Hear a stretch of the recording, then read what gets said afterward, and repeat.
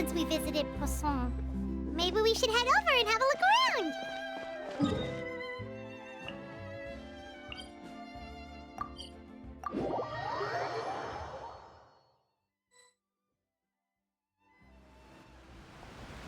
Hey, traveler, Paimon.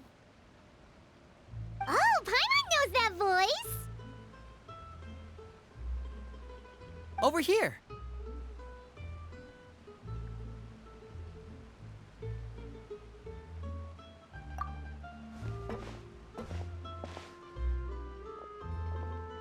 To borrow one of the more popular turns of phrase at the moment, this appears to be quite the fated reunion. Running into you two out of the blue like this has really made my day. I certainly wasn't expecting it. You can say that again. What brings you to Poisson? Wait, Paimon's got it! You must be here for one of your magic shows, right? Actually, we've run into a bit of trouble on the home front, so Father arranged for us to stay in Poisson for the time being. Oh, are Lynette and Fremine here too? Yep, along with most of the other members of the House of the Hearth. You may have noticed Poisson seems a bit more crowded than usual. So you're saying nearly the entire organization has moved to Poisson? Sounds like you've run into way more than just a bit of trouble. What's really going on? Well... Since the two of you are so curious, perhaps I can fill in the gaps. You scared Paimon half to death! Father, you're here. You know... On second thought, maybe we don't need to know. It's all probably super confidential House of the Heart stuff, right? We totally weren't trying to pry or anything. No need to be nervous. I could sense your genuine concern from your conversation just now. Of course, I can also understand your confusion. Sending so many Fatui here to Poisson, it's only natural that some might suspect an ulterior motive to be involved. I understand. I'm well aware you've had your fair share of confrontations with the Fatui in the past, and I can't exactly guarantee that we'll remain on good terms in the future. As for right now, however, I would say we have little reason to be at odds, wouldn't you agree? The House of the Hearth could stand to be more open with those who have worked so closely with us in the past. As for the issue at hand, well, it hardly relates to any ulterior motive. To be frank, it all stems from a certain rumor circulating around the House of the Hearth. It's an internal matter. What sort of rumor? A rumor that a certain phantom child is hiding away in the House of the Hearth. A phantom child? Ooh, just hearing the name is giving Paimon the creeps. A spirit that should have long ceased to exist is lurking in the shadows of the House of the Hearth. So I decided to bring the children to Poisson before continuing to investigate the situation. I expect I should be able to track down the spirit fairly quickly. After that, it's just a matter of resolving the situation, if you will. It shouldn't be much trouble at all. If you're curious, or if you still have some concerns, it might be advisable to stick around for a few days. I'm sure the children would be exceedingly pleased to welcome some visitors. Lenny, I'll leave you to entertain our guests. I have some matters to attend to. Of course, Father.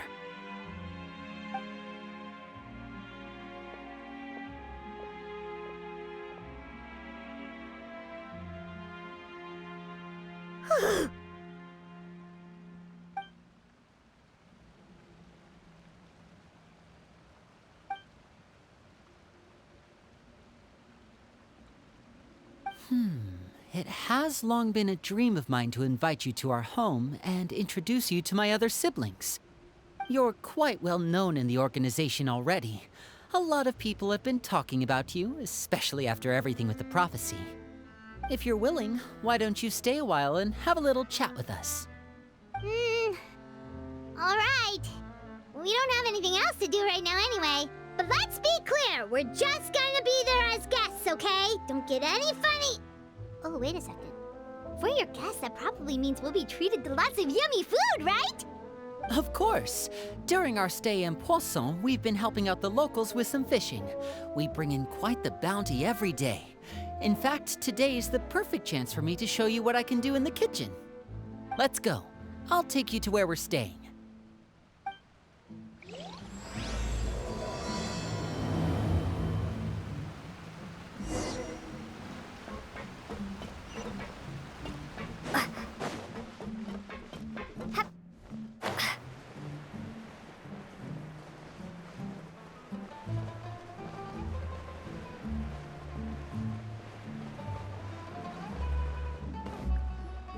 We rented this house from one of the locals to use as a temporary base.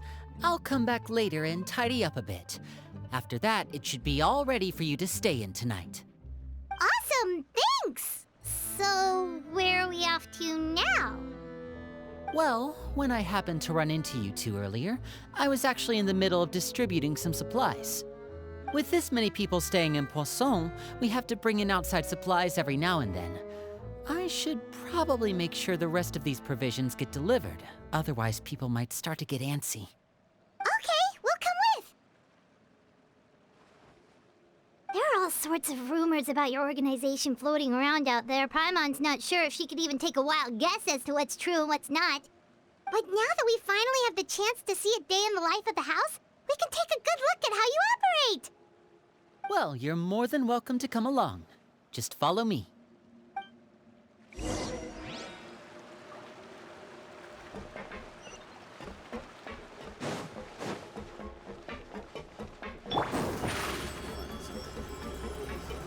Step on up.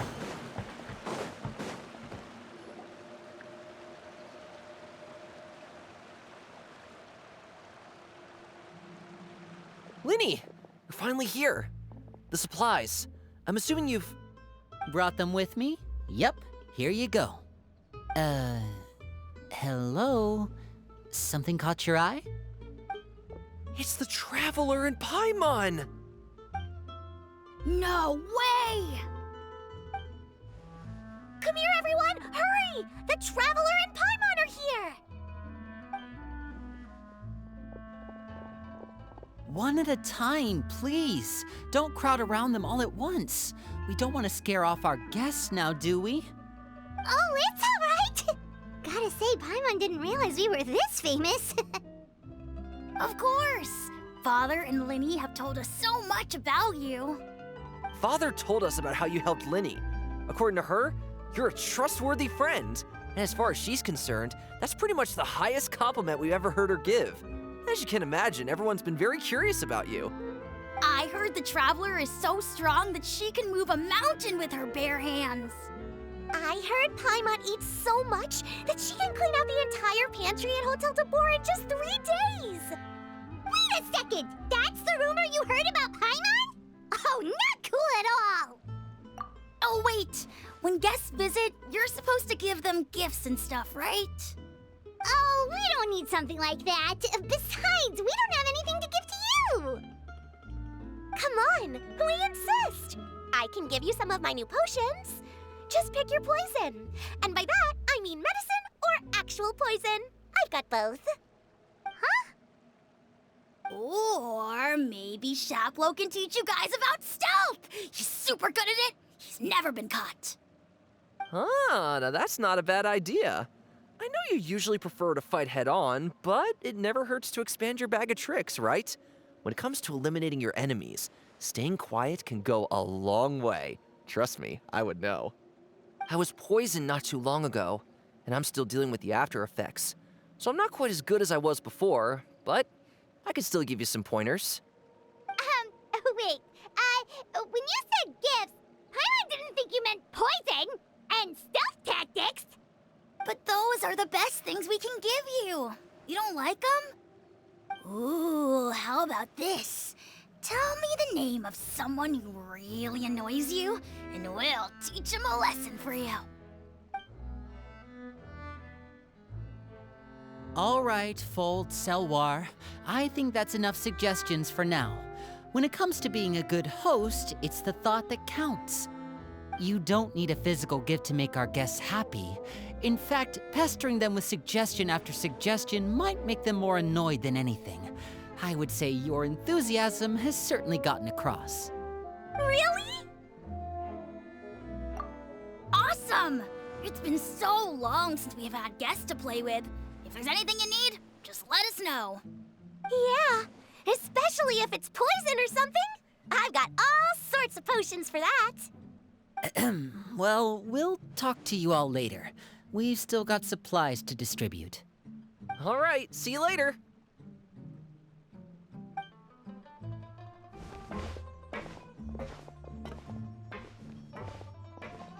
Bye!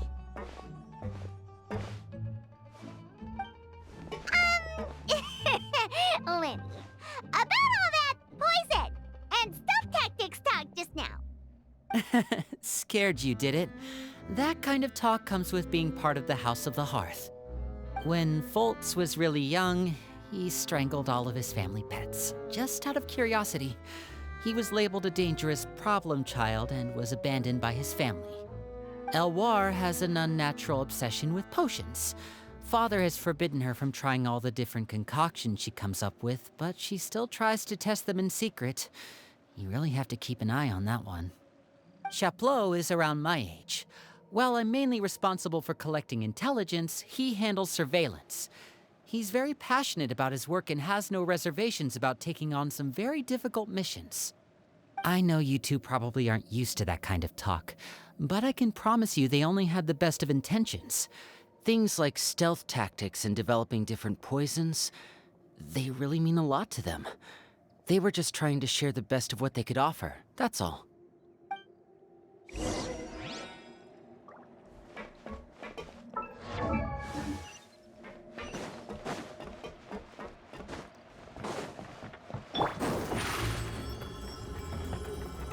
Surprise! Filial, supplies are here. Thanks. And who are these two? Outsiders? Allow me to introduce you. This is the Traveler and Paimon. Oh, you're the famous duo I've been hearing so much about. It's nice to meet you. I heard you've traveled to all sorts of places. Is that true? Of course! We're making our way all across to that! Oh, good for you. You must be pretty familiar with Fontaine by now, then. Have you seen the new opera that started running recently? I think it's called... The 4,000 Thieves? Oh, this is the first we've heard of it. It seems like it's going to be fantastic. From what I've been able to tell from the posters, anyway. You should definitely check it out if you have the time. Oh, and there's The Blind Maiden, too. That one is supposed to have audience interaction. Seems pretty interesting. After this mission is over, I think I'll go get a manicure. Oh, maybe I should dye my hair. Wonder how much it'll cost. Is it just Paimon, or do these two seem much easier to get along with than the others? Looks like the House of the Hearth has some normal members after all. I heard that. Oh! Oops. I'm guessing you're referring to Foltz and the others? Yeah, we're definitely not all like them. I bet those crazies are practically foaming at the mouth right now. I'm sure they just can't wait to get back to Snezhnaya to carry out the plan. That's enough, Filial. Don't talk about family members behind their back, right? Whatever. Let's go. Guess this is goodbye then. If you ever have some time, we should go see the opera together.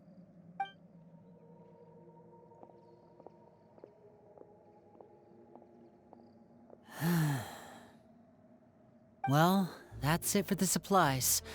We should probably head back as well.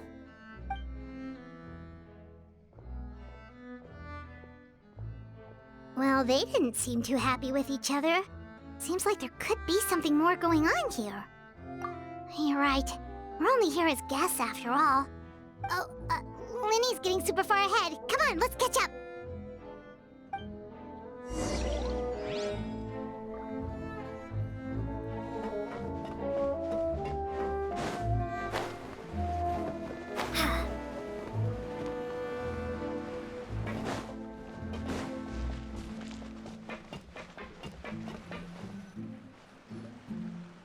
So, what do you think of the members you've met so far?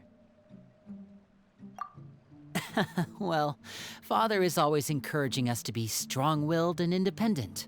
So if there's one thing we've got, it's people who aren't afraid to speak their mind. Well, I should probably get cooking. Wanna join? Of course! Then let's head out and... Huh? Fremine, what are you doing here? Well,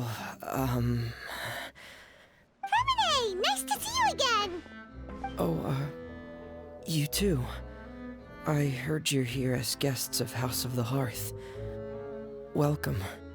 We were just going to make some food. Why don't you come along?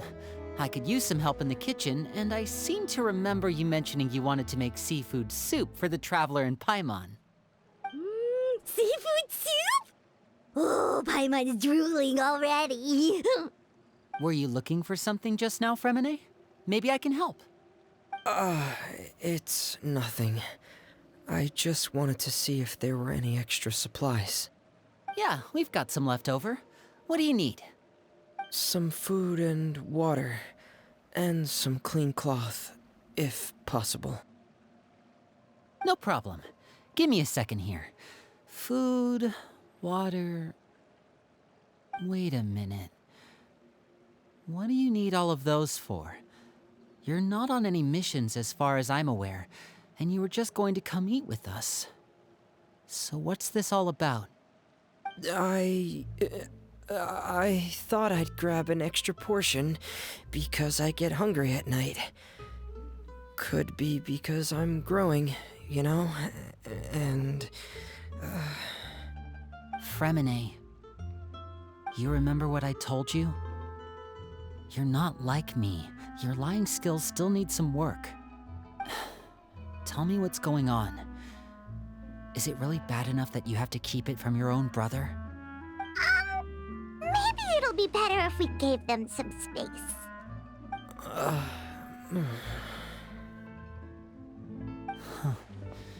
This is the first time I've seen that kind of look on your face. Whatever happened, does it have something to do with Father? Yes. Just follow me.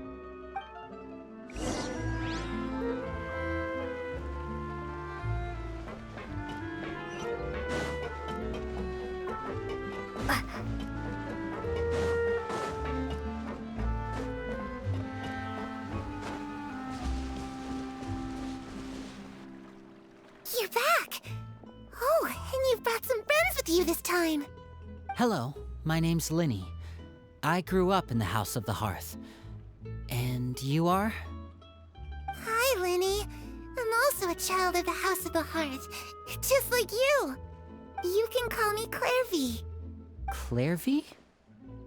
It's nice to meet you. Does that name ring any bells, Linny? No, not at all.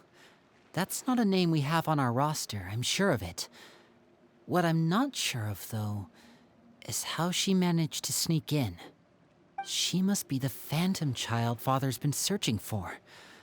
From the looks of it, I'm guessing you were the one that found her, Fremine. You, haven't told Father, have you? No, I haven't told anyone. I've just been keeping her hidden. For how long? About half a month now. So ever since we got to Poisson, then. Do you have any idea what you're doing? I know what I'm doing. Really? 'Cause from where I'm standing, it looks like you're hiding the very person Father has been trying to find. If Father finds out about this, everyone involved is going to be punished. You know the rules of the house, Fremine. I know you do. Father doesn't tolerate any form of betrayal. So why are you doing this? I've thought it through. And I just can't hand her over like that. Linny, don't you remember last year? Sheplo nearly died after getting poisoned during that one mission. He wasn't able to get back before the poison started taking effect, and not a single person was there to help him. That night, while I was sleeping, I heard a voice telling me to go save him. I opened my eyes, but I couldn't find the source of the voice.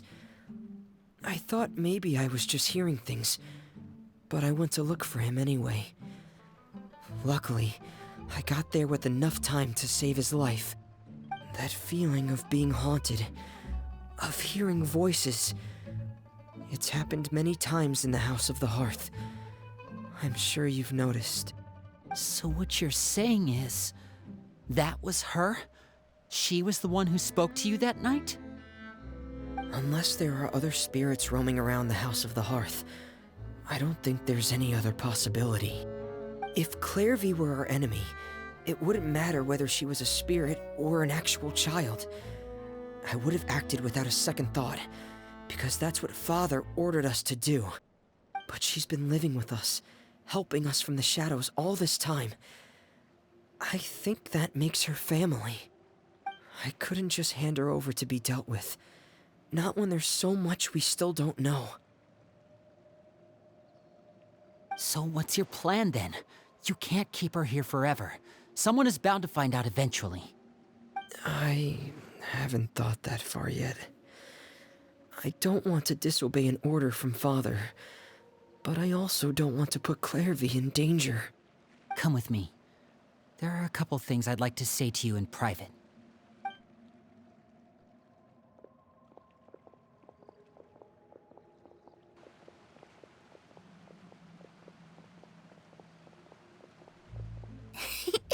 Those two sure care a lot about each other. Well, they got a funny way of showing it. From where Paimon was floating, it sure seemed like they were about to bite each other's heads off. No way! They have a really deep bond. I could tell right away, 'cause I also have a friend like that. I just don't know how long that kind of bond can last. The darkness in the house runs deeper than you can imagine. No one can get out alive. I'm sorry, Linny. I really didn't mean to drag anyone else into this. Oh really? You didn't mean to? 'Cause I for one wish you did. Huh? What do you mean? You know, when we were younger, you didn't call me Linny. You called me brother, just like Lynette. We grew up together, the three of us. We were all orphans, all rescued by Father. Of all the siblings in the House of the Hearth, I think our bond was the closest. Later on, when you started calling me Linny, I wasn't actually surprised. After all, Lynette and I are related by blood. We've had to depend on each other to survive long before we joined the house. Linny, The darkest and most difficult moments of my life happened before you and I had ever met. I'm sure that's true for you as well. Even so, Fremine, we've stood by each other for all these years now, and to me, that means more than blood. You and Lynette are the most important people in my life. No one can replace you. So I won't let you face anything alone. Not if I can help it. Oh, looks like things are getting kinda heated between Linny and Fremine. Maybe we should go check on them. Oh, it's raining. I should put my clothes away.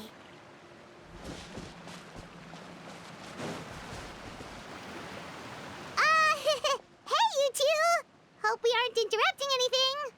Like a fight, or... Oh, wait a minute, Fremine. You're not crying, are you? Is everything all right? everything's fine. Thanks for asking. Well, we're all friends here, right? We've been through so much together, so if there's anything we can do to help, just say the word. It's just a small family dispute. It's not something our guests should trouble themselves with. In fact, it might be better if your stay ended here. What are you getting at, Traveler? When guests are around, families are often on their best behavior. And any disputes are less likely to escalate. That's what you're trying to say, isn't it? I just... Thank you.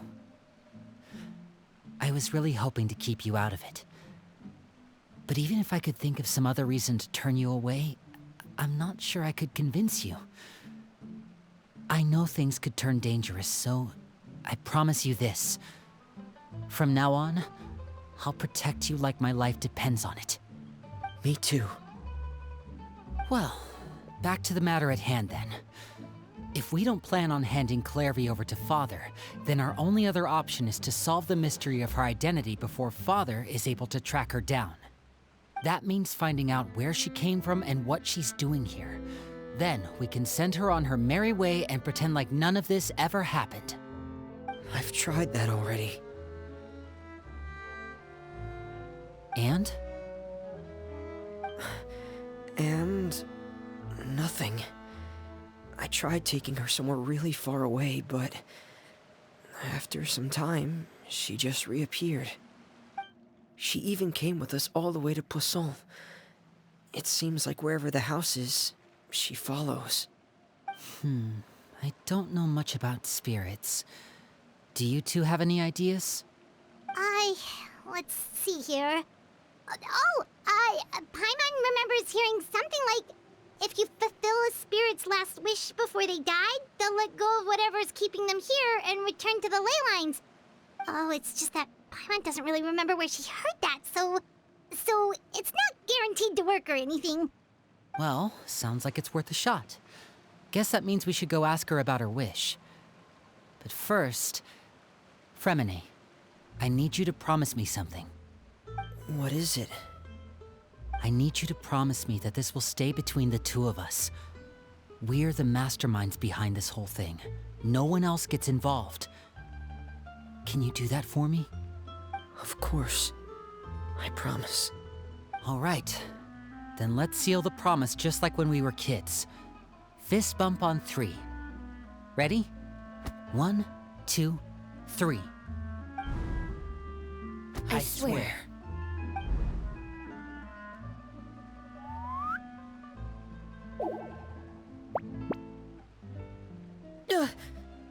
Whoa! Lynette! But what a surprise! What brings you here, dear sister? And, when exactly did you get here?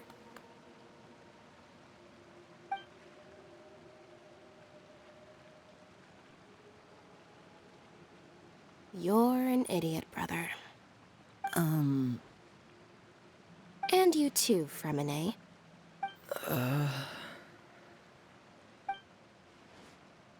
You 3, Traveler. And you 4, Paimon. Wait, what did we do? I've seen Clairvy around the House of the Hearth before. I hadn't seen her in Poisson, so I figured she must not have come with us. But it turns out, you were just hiding her. I heard you talking about your plan. Rather than steering clear of the situation, I'd rather fully join in.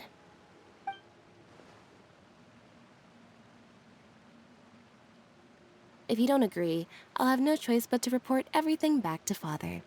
Simple as that. You're not giving us much wiggle room here, Lynette. Well, I guess we're all in this together then. After we talk to Clairvy, we'll figure out our next move. There's no time to lose. Let's go.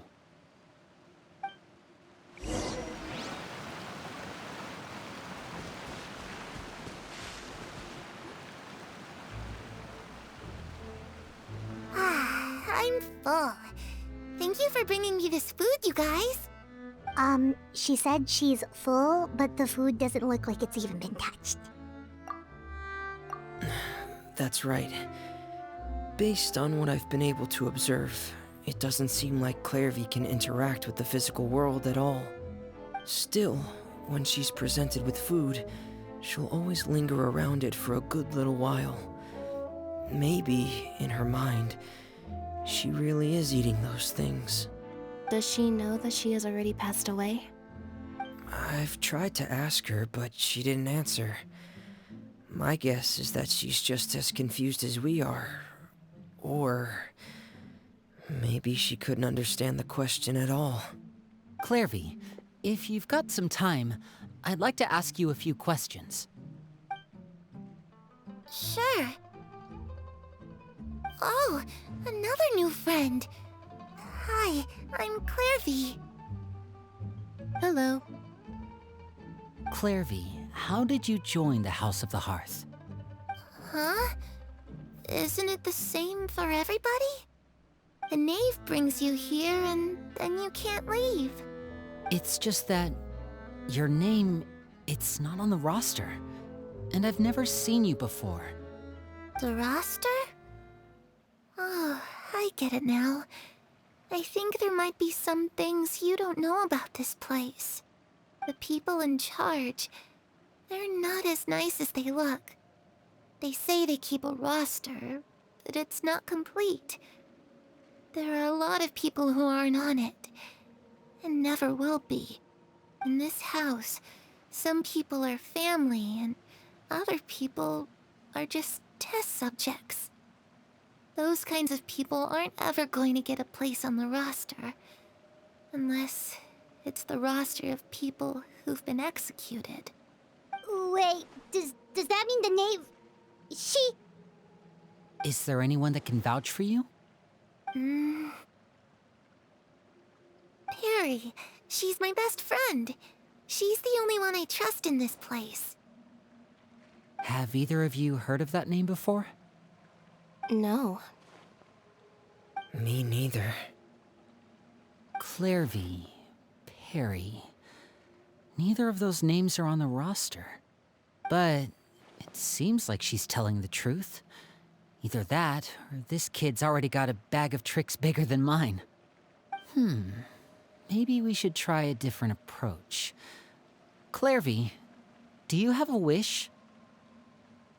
A wish? It can be anything you want. Just imagine. It's your birthday, you're blowing out the candles, and your wish is...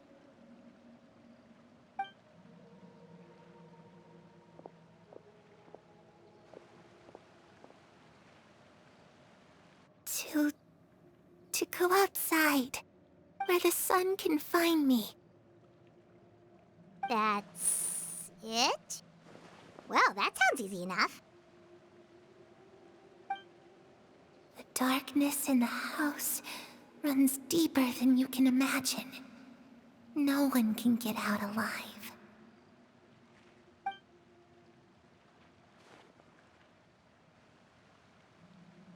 Okay, time to divide and conquer. Listen up, I've got a plan. I'll try and find a way to use basic illusory magic to take Clairvy outside and bring her somewhere with sunlight. Lynette, try and find the list of executions that Clairvy was talking about and see if her name is on it. Fremine, you stay in Poisson. We can't be the only ones who've had run-ins with Clairvy. I need you to collect intel on everything she's said and done. Understood. I'll try my best. What about us? What should we do? I really appreciate your willingness to help, but this is a family matter. I don't want to drag you in too deep. It's too risky. Let me think. Since Father considers you to be guests, maybe you could stick by her side for a little while. You don't need to do anything except keep up some nice, casual conversation.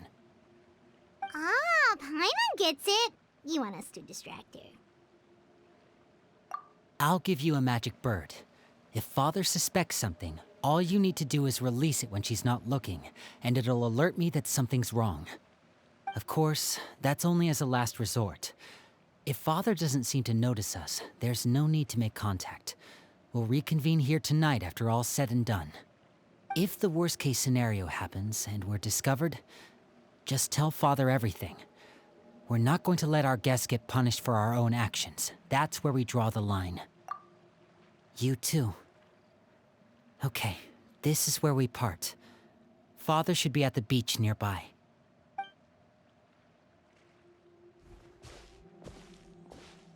I really hope this goes well.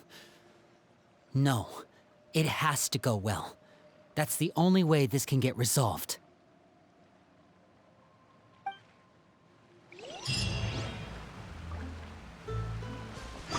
Clairvy, I'd like to take you somewhere.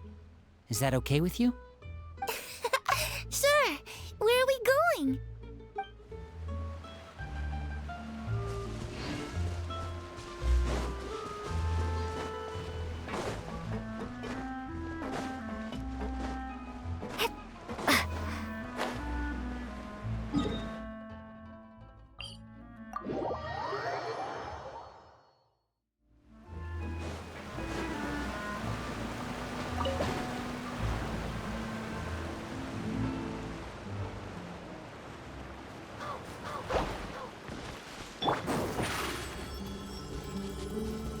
Step on up!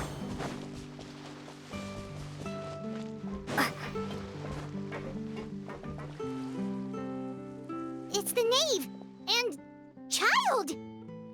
Hey, aren't you supposed to be in Snezhnaya recuperating? What are you still doing in Fontaine? Oh, it's you two. I didn't expect to run into you here. I was unconscious for quite a while after the fight in the Primordial Sea. After I woke up, I realized I was being taken back to Snezhnaya, and well, I couldn't have that now, could I? Not when I've still got unfinished business here in Fontaine. So, I mustered up all my strength and made the journey back on my own. What sort of unfinished business are we talking here? It has to do with Skirk, my master. I really wanted to meet up with her, but by the time I got back, she had already left. I still have so many questions for her. Without any other leads, all I could do was ask the knave to help me track her down. She must have left behind some traces from her time in Fontaine. Oh, okay, so have you found any clues? Unfortunately, no.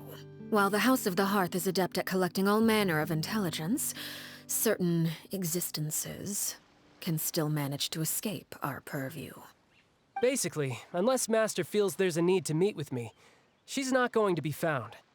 But that problem has an easy fix. I just need to become stronger, and then... Paimon thinks you should focus on getting better first. The worst of it is over. It's all thanks to that one kid from the House of the Hearth. Elwar, I think her name was. She gave me a bunch of random potions to drink. They didn't go down easy, let me tell you. Pain and chills all over. But they really did help speed up my recovery. And that's good, because it looks like I really do have to head back this time. The old man's been putting the pressure on me. He sent someone to tell me I'm needed for some sort of project. Project Stuja? Yeah, that's the one. I heard Regrator's involved too. I'm not looking forward to having to listen to all his monologuing, that's for sure. Hey, maybe you could think of a way for me to stay in Fontaine for a little longer. Helping Linny and the others brush up on their fighting skills would be far more interesting. If you and I could spar, that would be even better. I've been waiting for a chance to see you go all out. And what a sweet little daydream that is. But I also have a role to play in all this. I'll be leaving Fontaine shortly as well. Besides, considering how little they see fit to step outside the homeland, being called on to return to Snezhnaya by such illustrious dignitaries, what a great honor. Wouldn't you agree? One I could do without, I'd say. Is it just Paimon? Or does it kind of seem like they're... So, dear guests of the House of the Hearth, to what do I owe the visit? Well, we just... Right! We're super close to Linny and the others, but we still don't know much about you! Is that so? Introductions have already been made, have they not? Oh, well, you see? There's only so much you can learn about someone from a short introduction.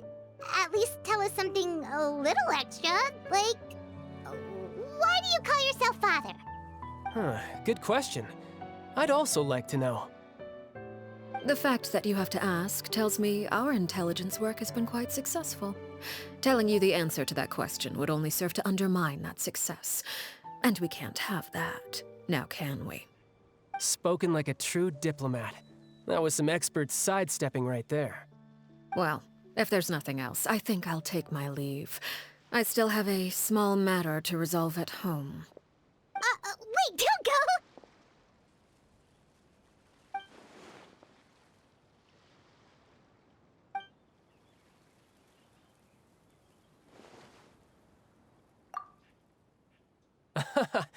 I'd also like to hear the answer to this. I've met some of the members of your organization, and they all seemed like really good kids. They actually reminded me of Tonya and Tusser. Which, by the way, if you ever betray them, I'm just letting you know, I won't let you off easy. And why would I betray them? Well, you've already betrayed the House of the Hearth once, haven't you? At least, that's what I heard.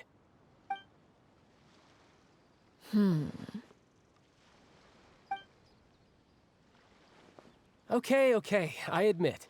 That's just what the old man told me. The rooster, I mean.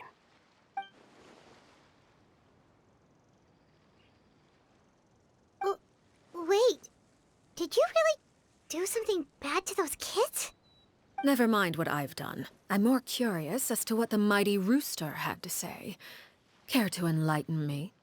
Well, nothing much.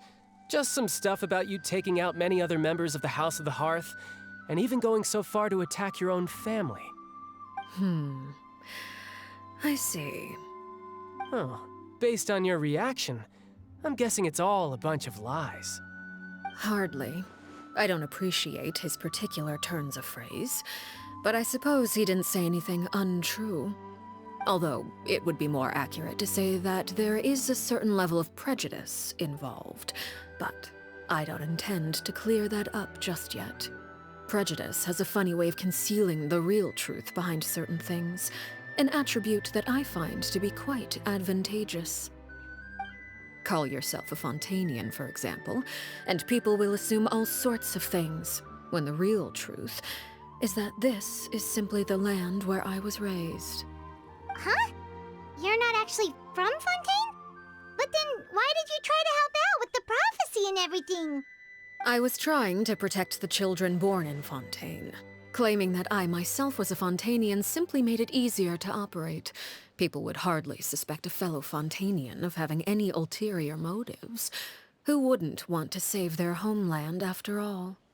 The primordial sea wouldn't have any effect on me, but it would have caused great harm to the House of the Hearth. Well, you wanted extra information, didn't you? There you go. I hope that satisfied your curiosity.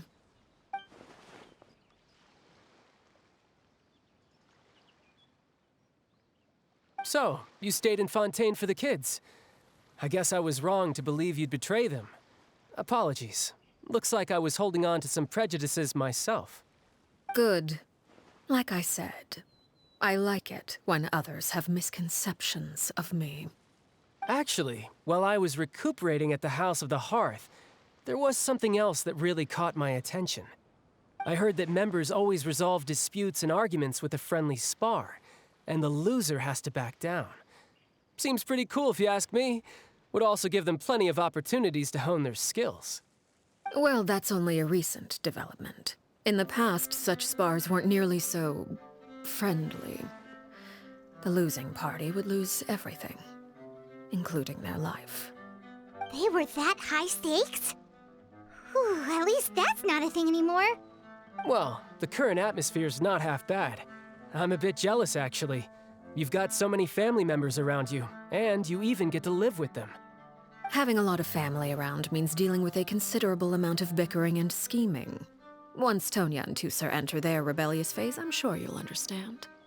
Just imagine. Tusser becomes obsessed with plucking out strands from the rooster's mustache, or Tonya decides to dye her hair 42 different colors. Okay. I get the picture.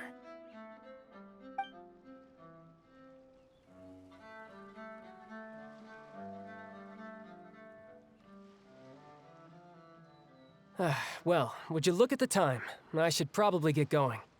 Traveler, Paimon, I'm not sure where our paths will cross next, but the next time we run into each other, we should definitely try and find some time to spar. Again, maybe this is a conversation we can have when you look less like you're gonna kill over. All right. Well, Thanks for everything, Arlecchino. No thanks necessary. You also played a part in obtaining the Gnosis. I would say we can call ourselves even. I like the sound of that. Well, I'm off. See you all some other time. We should probably get going too. Do you want to head back with us? Oh? You want me to leave so soon? Oh, well, you see, I'm rather enjoying the evening breeze. If you don't mind, I think I'll stick around for a bit. I have some things to think about. Apologies for not attending to you like a proper host. Please forgive this slight. I do hope you'll have a pleasant stay. we managed to keep her distracted until nightfall. Good thing Child was there to keep the conversation going. You don't think she suspected anything, do you? Oh, I wonder if Liddy ran into any issues. Let's hurry back and see how everything went. Oh? You decided to stay a little longer? Let's take in the ocean view together, then.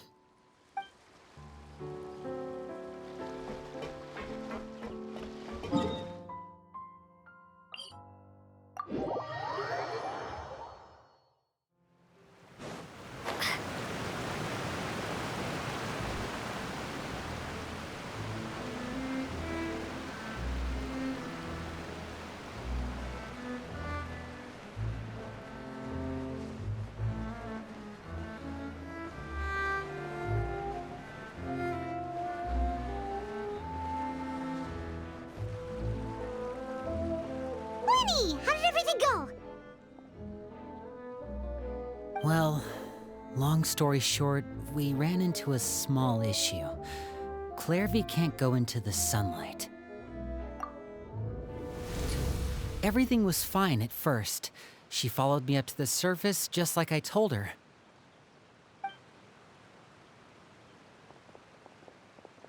But as I led her out of the shadows and into the sunlight, she vanished. I turned around and there she was, standing at the edge of the shadows, silently watching me. Huh. Maybe she's afraid of sunlight, or... No, it wouldn't be her wish if that were the case. Well, we could always try pushing her into it. Oh, true. I've pretty much tried it all already. Nothing worked. Eventually, the sun went down, so all I could do was bring her back here. How did it go with you, Lynette? Good. I've got the list. It's right here. Really? Well, what are we waiting for? Let's take a look!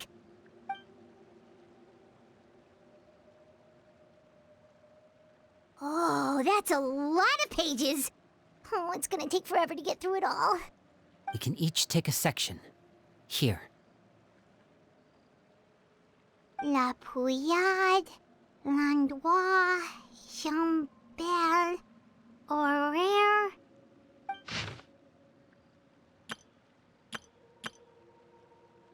Oh, yikes.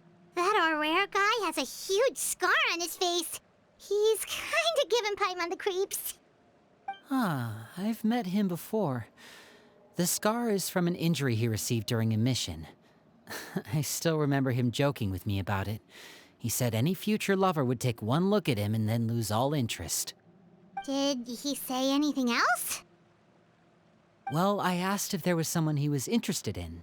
He said no, and that's where our conversation ended. It was only later that I learned he really did have someone he liked. He risked everything to escape so he could be with her, but it didn't work. One day, Father asked to see him, and, well, I never saw him again after that. Wait, so that means the knave, she... It may seem cruel, but it's just one of the rules of the house. Betrayal is not to be taken lightly. We know too many secrets to come and go as we please. So, if you do try to leave, you pay with your life.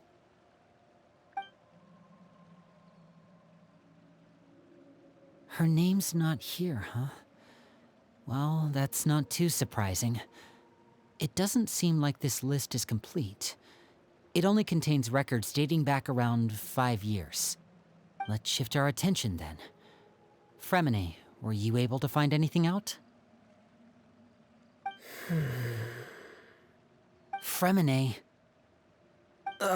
Sorry. I was thinking about something. I managed to talk to quite a few people, but I couldn't help but notice that the atmosphere in the house was a little... strange. Strange. Yeah, I mean, I know there have been arguments in the past, times when people haven't gotten along. Chaplot and Filiol are a good example of that. Oh, those are two of the people that we met while delivering supplies. Paimon can see how they might not get along. They had very different vibes, and their, interests seem to be pretty different as well. That's to be expected, actually. Father brought us all here, shared her knowledge with us, taught us how to fight. That's one thing we all share. But that's also where the similarities end. Not all of us feel the same desire to stay here. As members of the House of the Hearth, we're also considered part of the Fatui. And to a lot of people, that's an identity they never asked for. Certain members get older and realize they want something else for themselves. But considering the rules of the House, most people would never say that out loud. People like Chaplot and Foltz are loyal to Father and her vision. They're proud to be part of the Fatui. Filial and Nantoy, on the other hand, well, they aren't quite as enthusiastic. These kinds of conflicts have always been there. It's not like Father is in the dark about any of this. Well, that's true. But it just feels like things have gotten worse lately. Filial and the others, it seemed like they were meeting in secret to talk about something. I can't say for sure, but I think they've met Clairvy. You think she's been inciting them to act out? No, not exactly. But I wouldn't be surprised if she said something to them about the darkness in the house and how deep it runs. She's told me about it before. Experiments being run on children. People being used as pawns on the battlefield without so much as the strength to survive. And they just believed all that? Without any evidence?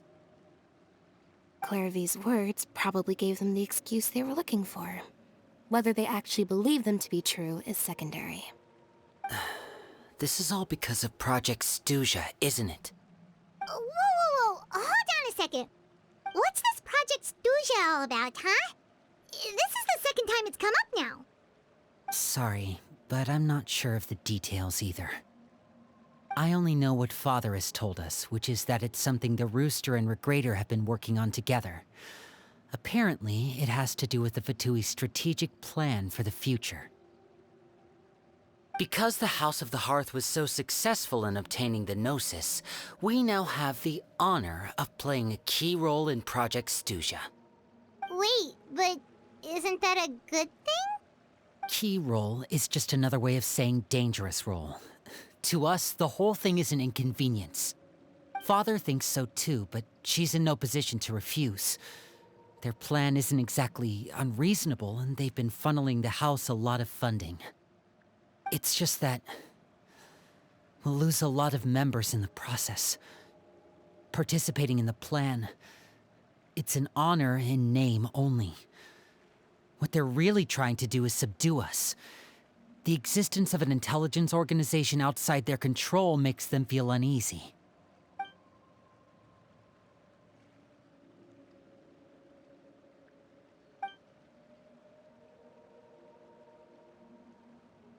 Okay, super complicated top secret Fatui business aside, what does all of this have to do with the conflicts you were talking about earlier? Paimon doesn't get the connection. External pressure has a way of exacerbating internal strife. You can't overlook the power of fear either. People are afraid of dying. and that fear is often the impetus for a lot of stupid decisions. I thought resolving the Clairvy situation would make everything go back to normal, but it looks like things are more complicated than I thought. If we leave Filiol and the others to their own devices, sooner or later, Father will be forced to take action. We can only focus on one situation at a time, brother. You're right. Even if we confront Filiol and the others, it won't do any good. It might even make matters worse. We should focus on Clairvy for now. Well, it's getting late.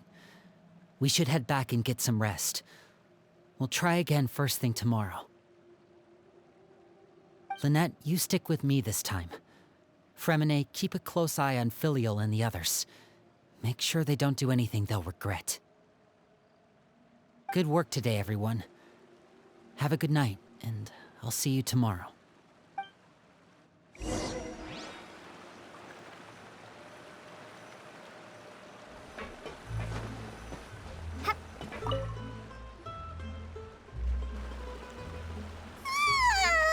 Oh, I'm always looking forward to an early night, but she can't sleep at all. Hey, you don't think the knave will be too angry with Linny and everyone if she finds out about all this, do you? She's even scary when she smiles. If she were to actually get angry... Ooh, you have to protect Paimon if that happens, okay, Traveler? Oh, well, in that case, we should just plan on running away. We'll grab Linny and the others and we can make a break for it as fast as we can. Look! Look over there! Quick! Let's catch up with her before anyone sees!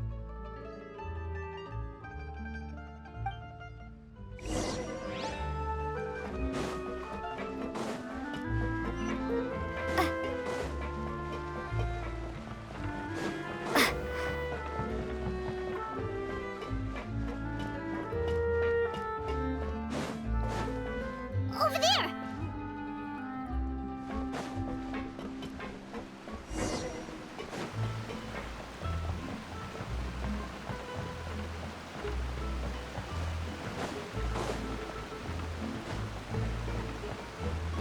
Oh, where is she going? Oh, if someone sees her, we're toast!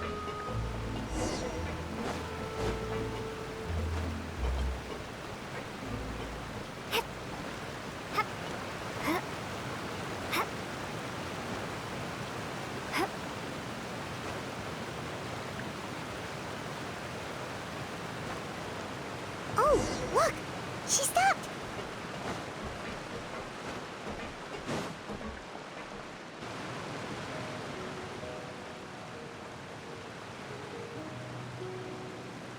Clairvy! Shh. I opened the window while no one was looking. Look how pretty the outside is. If only I could have more than this.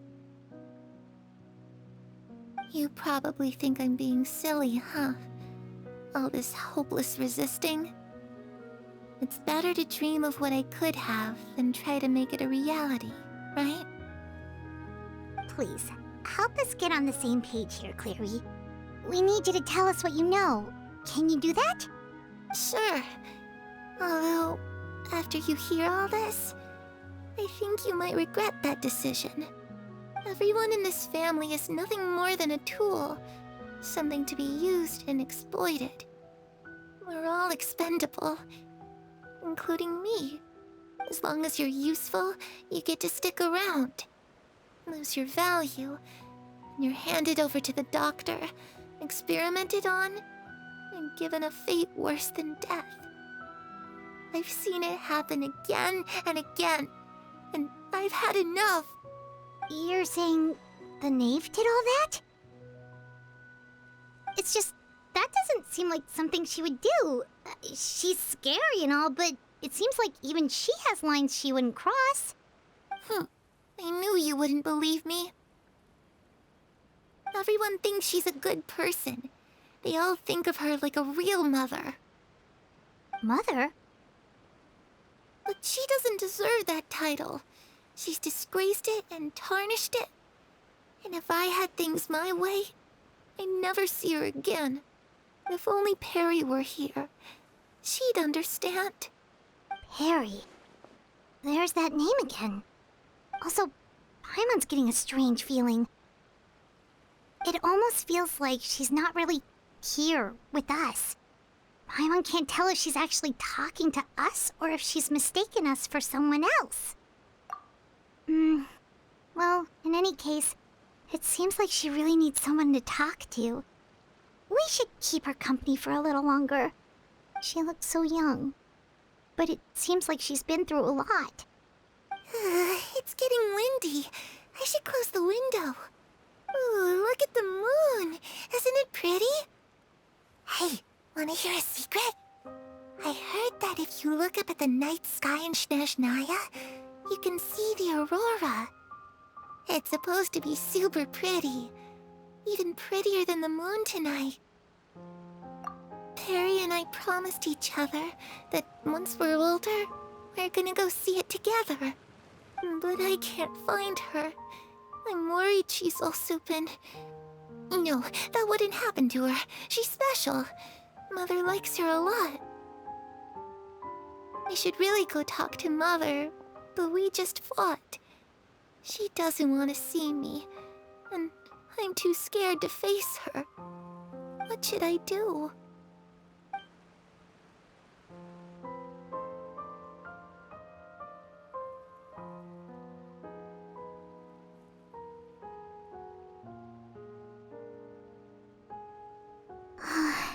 Paimon really doesn't understand what's going on with her. Well, let's head back. We've got an early morning tomorrow.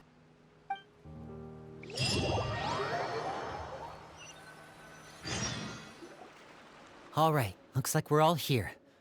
Let's go ahead with the plan. Oh? What is it?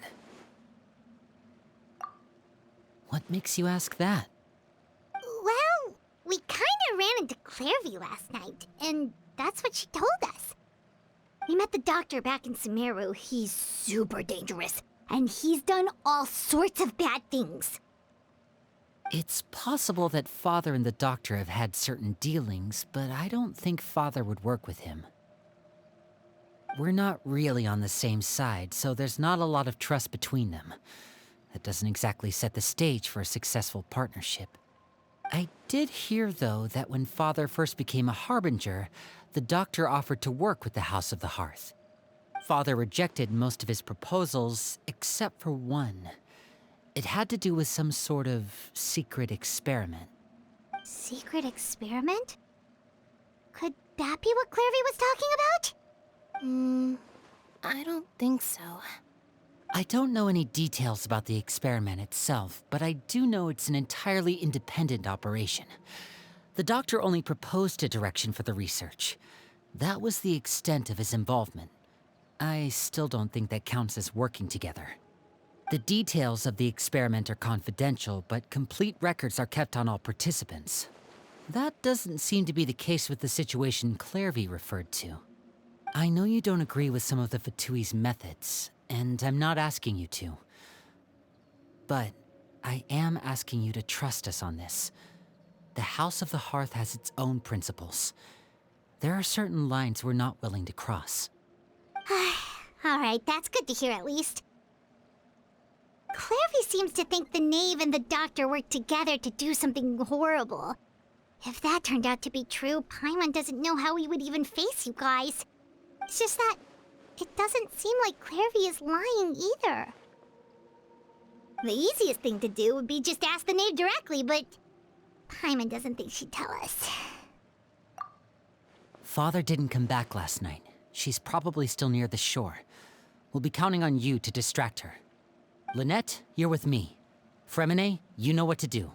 Be on your guard, everyone. All right, let's get to it.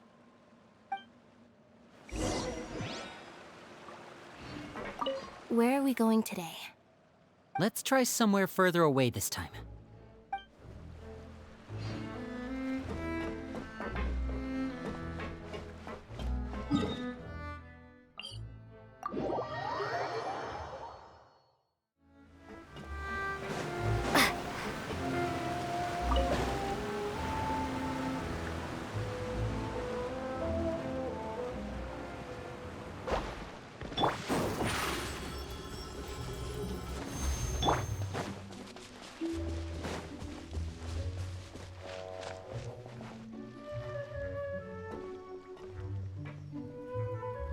Ah, it's you two again. I must say, you look a bit pale. Did you have trouble sleeping last night? A little. Perhaps if you had less on your mind, you'd be able to absolve yourself of such troubles. So what are you planning to do now? Catch up on some sleep? Or should I give you some time to rack your brain for a topic to discuss before I ask any questions? Although I must profess to being curious. Without child here, how do you plan on distracting me? Us? Distract you? A good one. But no, we were just here for a chat. Looks like you could have used some extra time to think. No matter. If you don't have any other plans, why don't you accompany me somewhere? Don't worry. I'll be sure to steer clear of any scheming children. The ocean breeze is sure nice today. Children always think they can hide things from the grown-ups. But nothing gets past me.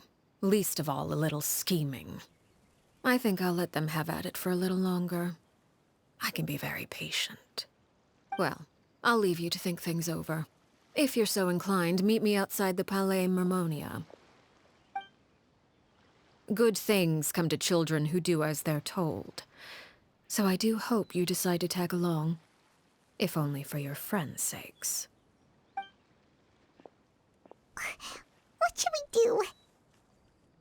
She clearly knows about everything we've been doing, and Paimon doesn't think it'd be a stretch to say she was threatening us just now.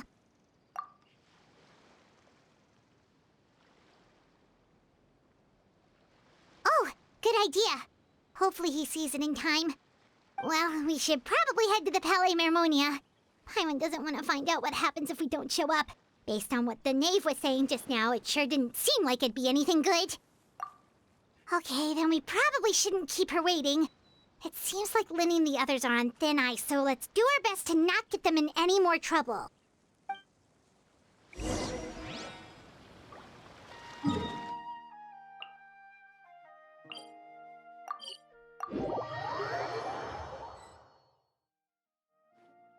Seeing as we still have some time before my meeting, we might as well enjoy some pleasant conversation while we wait. I'm glad to see you get along with my children. Being surrounded by good companions is necessary for a child's development. You're not planning on doing anything to them, are you? I assume you're referring to Lenny, Lynette, and Fremine. Although, there's that situation with Filial and Nentoy as well. It appears quite a few people have been acting out lately. No matter. I'm not one to discriminate. All those who betray the house meet the same fate. There are no exceptions. Does that mean you're going to kill them? Oh, are you here to beg for their lives?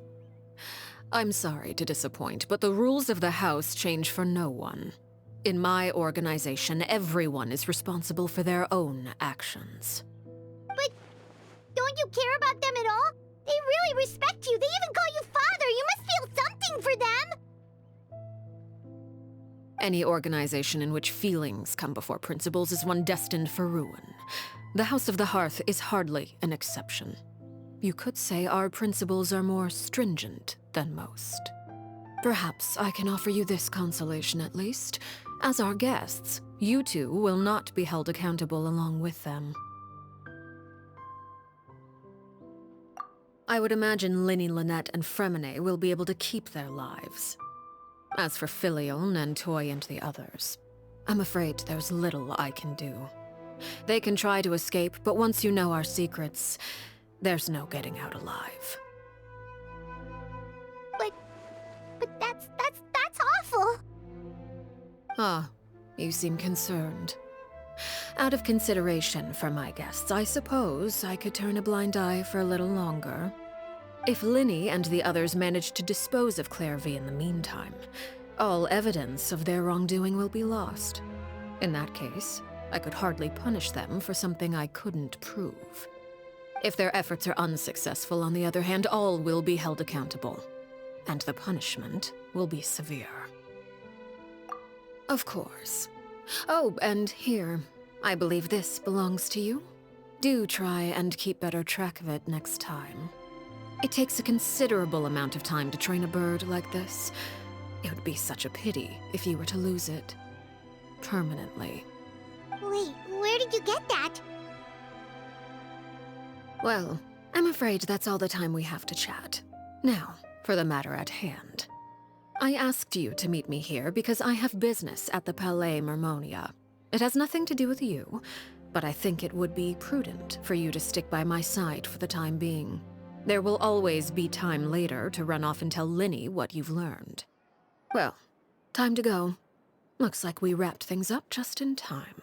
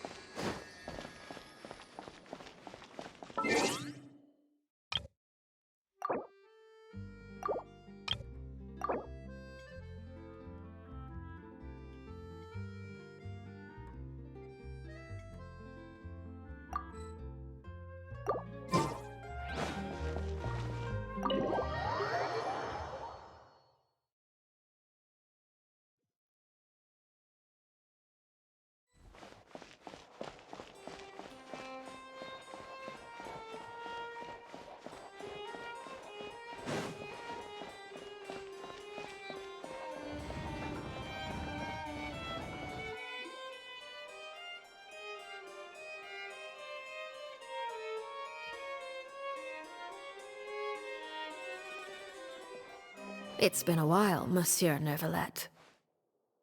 I must say, I wasn't expecting my meeting request to be approved quite so quickly. The Palais Mermonia operates with an efficiency worthy of admiration. It is only right that an esteemed diplomat such as yourself should be afforded the proper level of respect. Although, if I may speak plainly, I must confess that I did not anticipate we would have the occasion to meet again after presenting you with the Gnosis. I see you've brought the Traveler and Paimon with you as well. If I may inquire as to the purpose of your visit. I'll be departing Fontaine shortly. There is, however, an outstanding matter that I would like to see resolved before I go. It requires a rather lengthy explanation, I'm afraid. So I took the liberty of explaining everything in this proposal. Please review it at your leisure, Monsieur Neuvillette.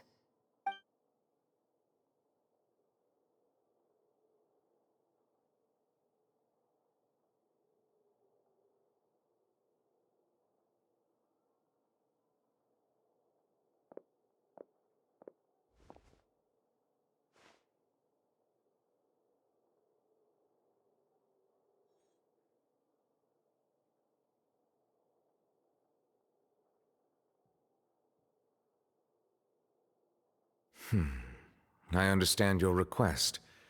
However, at the risk of causing offense, I must admit that I fail to see why you would wish for such a thing.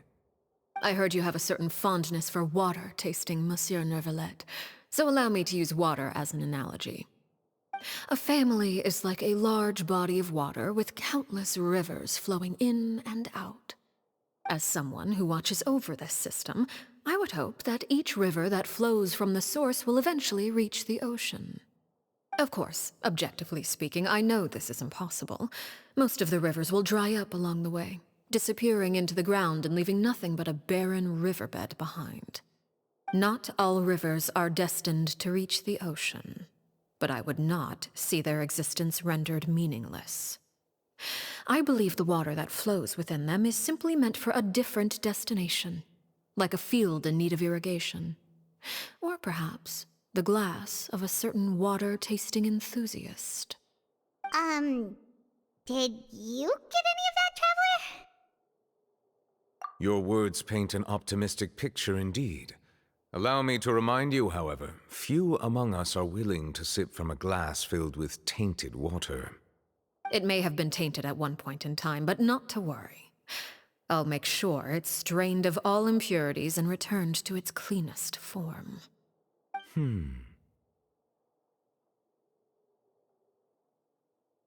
I seem to recall there being a transactional aspect to your proposal. Perhaps you could expound on that? If you accept my proposal, Monsieur Neuvillette, I will gradually withdraw my forces from Fontaine. And, unless absolutely necessary, I will no longer carry out any special missions within Fontaine. I presume I can take your words to mean that, in the future, cases similar to the Tartuffe assassination will cease to cross my desk? Tartuffe? Ah, that thief who embezzled funds from all those charities, you mean? My deepest condolences to his family, but without any evidence, I cannot imagine how the House of the Hearth might have been involved in his passing. Of course, if you accept my proposal, Monsieur Neuvillette, I'm sure certain measures could be taken to reduce the frequency of such troubles. You choose your words carefully indeed. In that case, I am inclined to accept your proposal. My thanks for your generosity, Monsieur Neuvillette. Well, with that settled, we should be going now. I took the liberty of bringing along 2 bottles of spring water from Snezhnaya for you to enjoy. I do hope I get the chance to hear your impressions. Perhaps at our next meeting, yes? Indeed. I trust you would not overlook your commitment in the meantime. All right, Traveler Paimon. Time to go.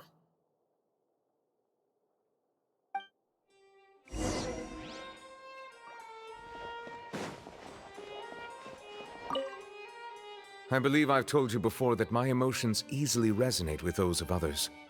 Yet in the few meetings I've had with that Harbinger, I haven't been able to sense any aspect of her emotional state. Her mind is like a still body of water.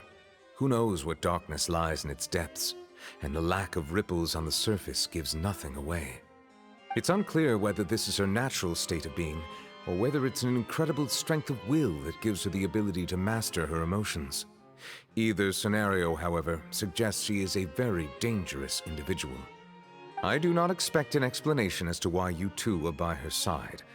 Whatever your reasoning, I would only advise you to take caution.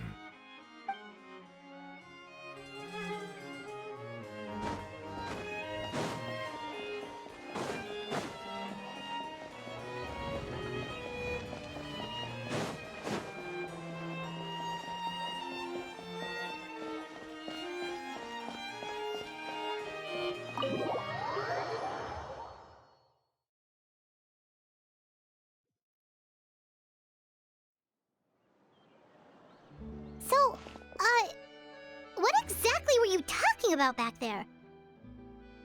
Paimon only heard you mention some rivers, a large body of water, and then some kind of irrigation scheme. You really want to know? I would imagine there might be more pressing concerns at the moment. Lenny, Paimon really hopes everything's going okay.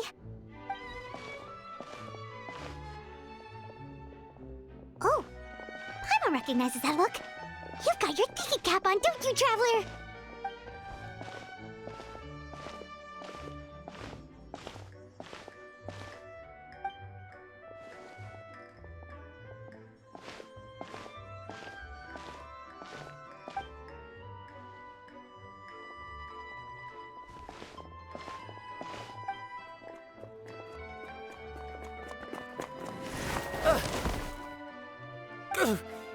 Oh, shoot. Are you all right? Oh, jeez. I'm so sorry.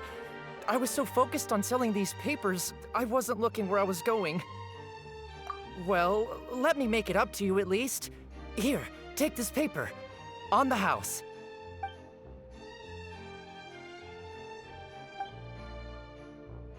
Oh, you don't have to give us anything. Please, I want to. It's not like I'm short on supply. All the extras will be useless come tomorrow anyway.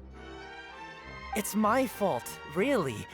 I was just trying to bring home some extra mora for the family, but I bit off more than I can chew.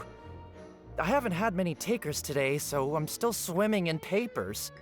What's going on here? Nothing much. I just ran into your friend here on accident. I should probably get going, actually, so... Hold on. Of course, I'm happy to compensate you with mora, it's just... I don't have any on me at the moment. I'll take 3 papers. Here. Your payment. Oh! Thank you for your patronage. May the Archons bless you with good fortune. If only I had the chance to run into such generous customers every day. I should probably just take on a smaller inventory though, right? I'm getting married soon, so sometimes it's hard to not get ahead of myself. Anyway, I should head out. Goodbye! Well, now that my affairs are settled, we should take the boat back to Poisson. We've even acquired some light reading to enjoy along the way. Actually, why don't we stick around for a little longer? Paimon just realized how hungry she is. She can't head back to Poisson on an empty stomach.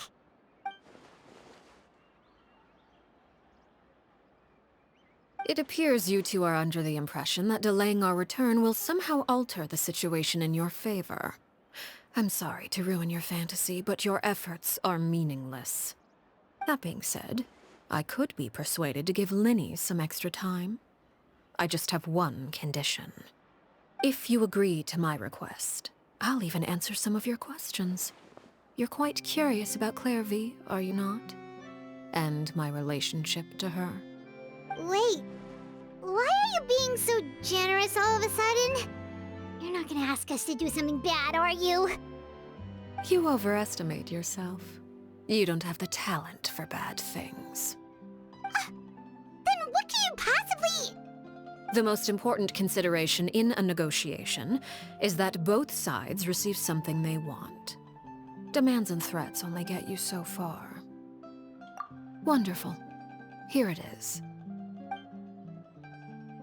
When the time comes, make the choice that you deem most appropriate in the situation, and lend your help to the House of the Hearth. Okay, sounds normal enough. But what do you mean, when the time comes? When is that supposed to be? That is for you to decide. Then we have a deal. Follow me.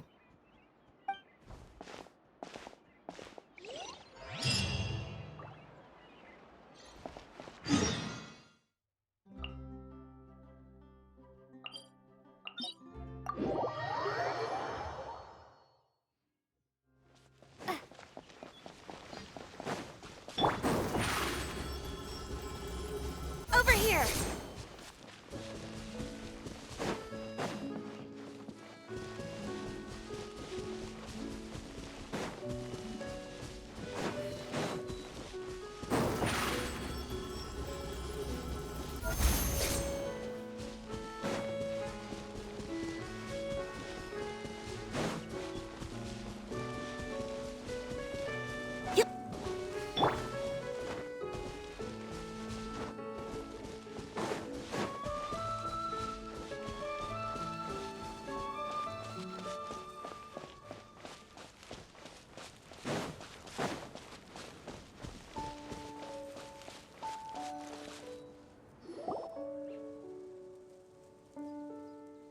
What is this place?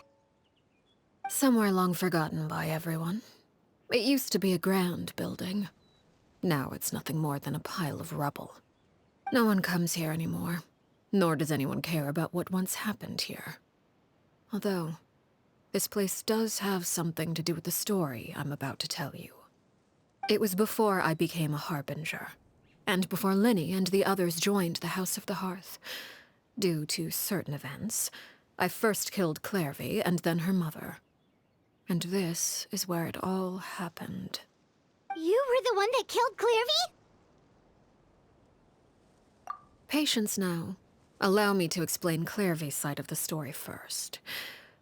I'll start from the beginning. Clairvy was 6 years old when she was brought by her mother, Crucibina, to live in the House of the Hearth. From the outside, it seemed like a fairy tale. A thriving family made up of kind adults and friendly children. Crucibina was the knave at that time, and the House of the Hearth was under her control. She was Clairvy's mother by blood, but she was also the mother to all the children in the house. Clairvy was happy here, for a time.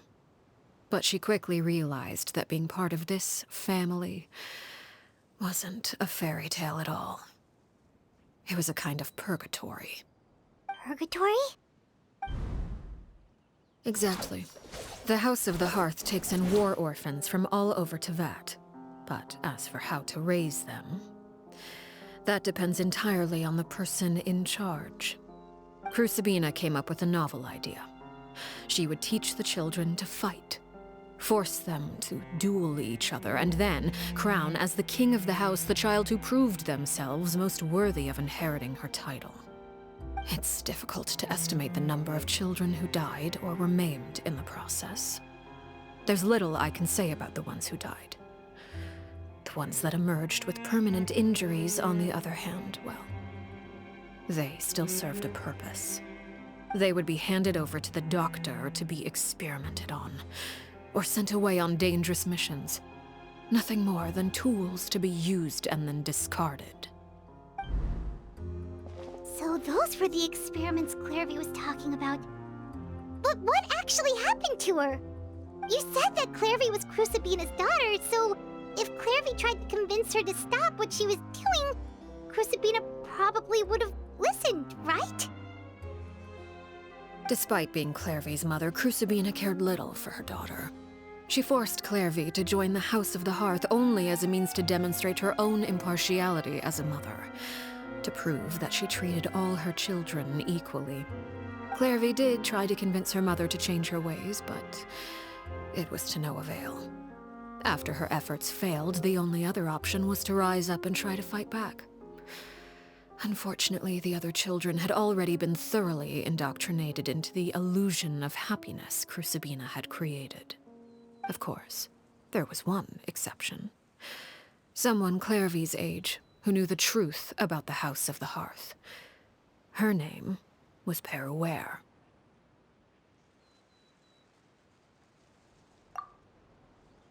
Wait, the friend that Clairvy mentioned? Friend, huh? I suppose we can call her that for now. Clairvy was a cheerful and passionate person with a tenacious spirit. Peruere, on the other hand, was rather cold-blooded. Her cold-blooded nature allowed her to see through Crucibina's facade. Yet, it was also this cold-bloodedness that prevented her from acting against it. At least at first. While Clairvy longed for freedom, Peruere was convinced that, amid all the fighting and violence, she would make it until the end. Despite their differences, the two became fast friends, united by their knowledge of the truth. Clairvy told Peruere that she hoped to create a real family, where no one would be killed or sacrificed. There may have been a certain naivete to her ideas, but Clairvy proved her determination many times over. She tried countless times to run away, ask for help, or expose the truth. But her efforts only earned her beating after beating. The only thing that kept her going was her strength of will. Even with her body racked with pain, she would still stand on her tiptoes and open the window at night. She and Peruere would look out at the moon together, a fierce longing for freedom shining in her eyes. But one day that light simply vanished. Oh no. What happened? Her hopelessness resulted from a culmination of things. 10 years had passed. 10 years worth of failure after failure. She and Peruere weren't children anymore, but finding any chance to escape still seemed as hopeless as ever. It was during this time that Peruere suggested a new plan. If escaping was out of the question, why not take down the very person sitting on top of this throne of lies? Mother herself. Clairvy rejected that proposal. She claimed that, as a famous harbinger, Crucibina possessed an unimaginable amount of power. Trying to kill her would have an incredibly low chance of success. Clairvy never gave another reason, but Peruere could see it written all over her face. Clairvy still thought of Crucibina as her mother. Killing her own flesh and blood was a line she couldn't bring herself to cross. If she couldn't escape and fight back, then only one option remained. Precisely. Death was the only way that she felt she could be free. It happened during a duel. When she arrived at the dueling ring that day, her partner turned out to be none other than Peruere. The very person that had stood by her side all those years. It was a fierce battle. But ultimately, Clairvy decided to let Peruere end her life. From that moment on, Peruere's journey was one written in flames. When the rain finally came and washed it all away, there she stood, the sole victor in Mother's endless game of slaughter. A trail of corpses strewn across her path to success. It was the very result she had predicted 10 years prior. Even then, she believed she would make it until the end. She wasn't surprised by the fact that she emerged as Mother's undisputed heir. Rather, her success left her with an inexplicable sense of restlessness. She was unsettled. And there was only one thing that could quell that sensation. Perhaps you two would like to take a guess as to what it was? Crucibina, you mean? But... Correct. This is the place where Peruere killed her best friend. A mere year later, this is also the place where she fought tooth and nail to kill the mother they shared. The moment she acted, any conception of what was right or wrong ceased to matter. It's one of the principles of the house. Only those who survive get to write the rules. Peruere won the battle, and became a harbinger herself. After which Her Majesty, the Tsaritsa, bestowed upon her a new name.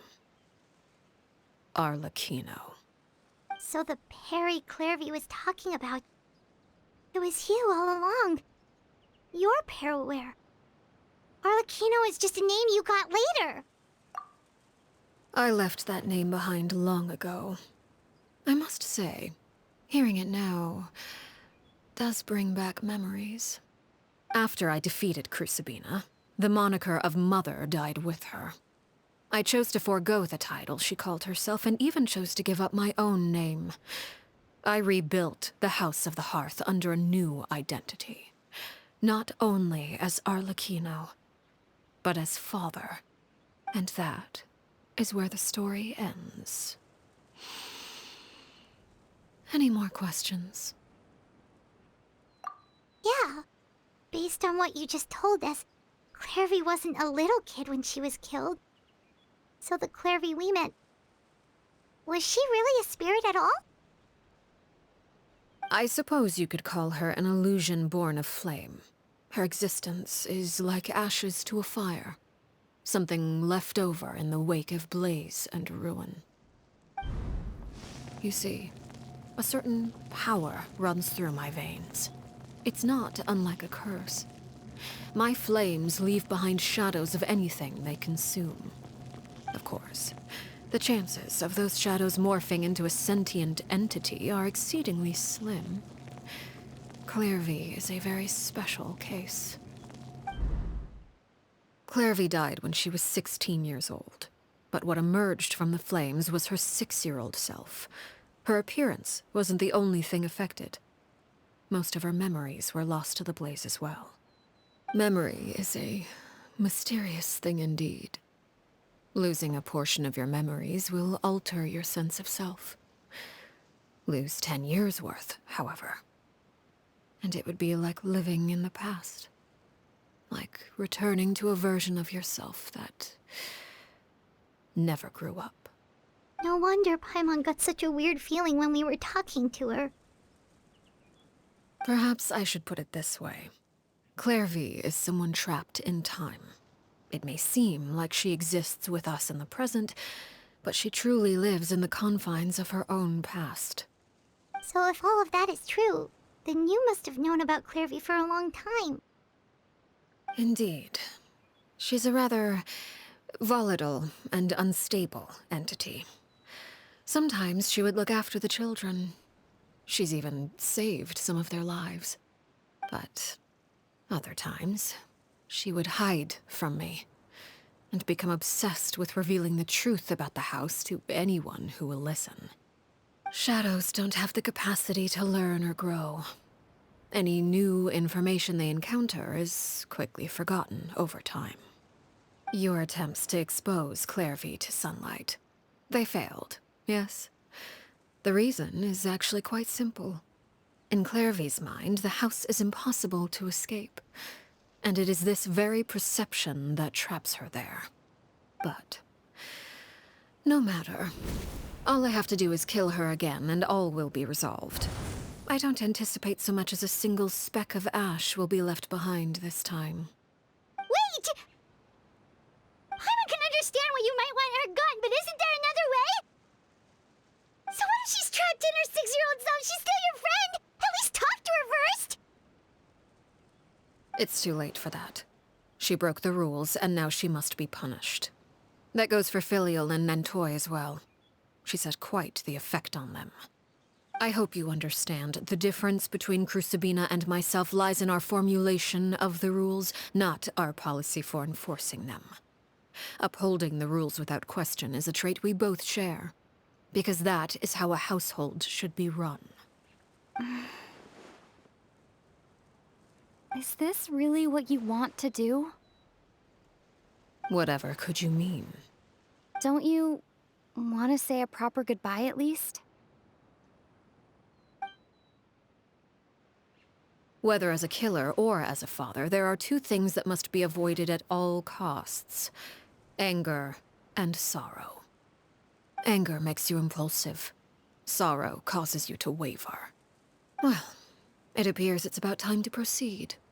Before we arrived, I told some of my well-behaved children to bring our troublemakers here by nightfall. I do believe I've kept my end of the deal. I gave your friends quite a bit more time. As for what happens now, we'll just have to wait and see.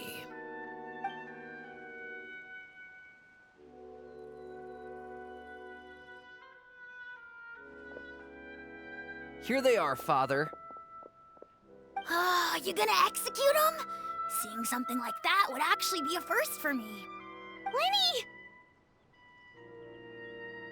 I'm sorry. I heard about how you helped buy us more time. But I still failed. I couldn't find a way to fulfill her wish. Huh?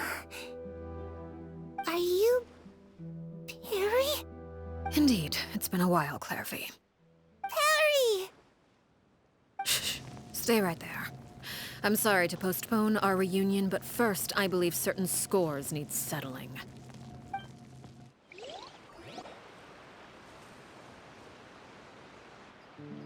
Father, let me explain. Out of my way. Father! You chose to conceal a threat to the house. And for that, you must be punished. Overall, however, I suppose your wrongdoing is hardly the most egregious of the bunch, so I'll deal with your punishments later. As for right now, the more pressing concerns are the traitors among us. By traitors? Do you mean us? Father, let me explain. We didn't mean to... Fultz, why don't you share what you heard? Yes, Father. Secret Midnight Meeting number 3. Participants, Filial, Nantoy, Sato, Toddy. Nantoy clearly said, if only Father wasn't the one who took us in. Sato added, I'm sick of this life. I just want to live as a normal person. Filial was the worst of them all. She called us crazies and said a bunch of mean things about Father. I did not! You're lying! Fultz is trying to frame us. It's not like I'm the only one who heard those things. After that, you and Toddy and a bunch of other people started talking about Clairvy. You were using all those things Clairvy brought up as an excuse to question Father. We're birds locked in a cage. The only way out is to destroy it. That's what you said, wasn't it? You little. You just want me gone, don't you? What did I ever do to you, huh? And you, Sheplo, have you forgotten who stood by your sickbed, watched over you, and changed your dressings? Come on, let's hear it then. What's your reason for all this?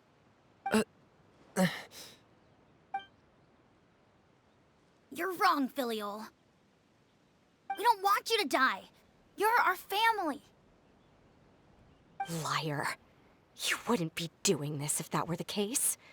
So why? Why have you backed us into a corner? We all live in the House of the Hearth. You know the type of work we do, Filiol. A single betrayal can cost dozens of us our lives. It's not like it's never happened before. That kind of thing is hard to forget.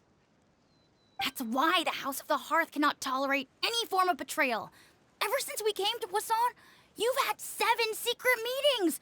A lot of the things you talked about really crossed the line. You've been spying on us for half a month? Wait a second. Now that I think about it, the move to Poisson was just a way to make it easier to spy on us, wasn't it? Because we were all in one place.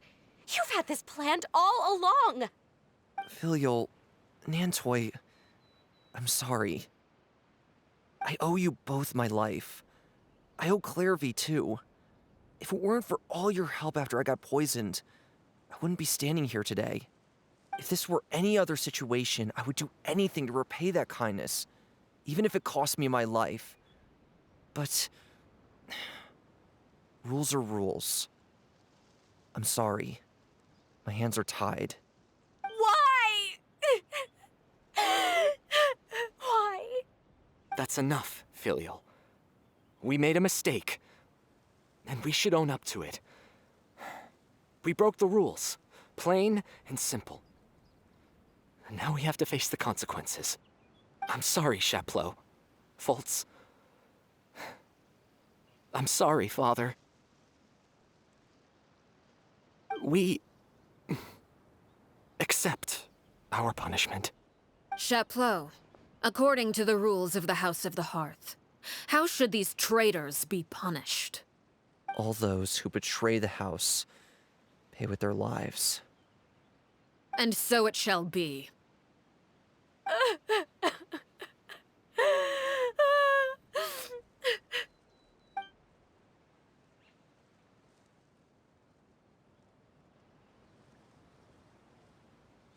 Father, please wait! Something you want to say, Linny? Please reconsider, Father. What Filial and the others did, does it really count as betrayal? We all come from broken families. From the very first day we joined the House of the Hearth, we wanted nothing more than to make it a real home. But the truth is, none of us know what a real home should look like. I'm not saying I have all the answers. All I know is this. Killing Filial and the others may uphold the rules, but doing so will only bring us further away from being a real family than we've ever been. So please, Father, please reconsider. I agree with Linny. Father, please. Linny, you...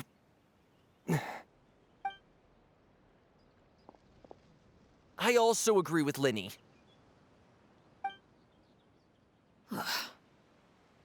An order once given cannot be rescinded. However, given the extent of your determination, I suppose we shall have to go about this a different way. Draw your weapons and face me. Our weapons? Father, are you referring to a duel? Precisely.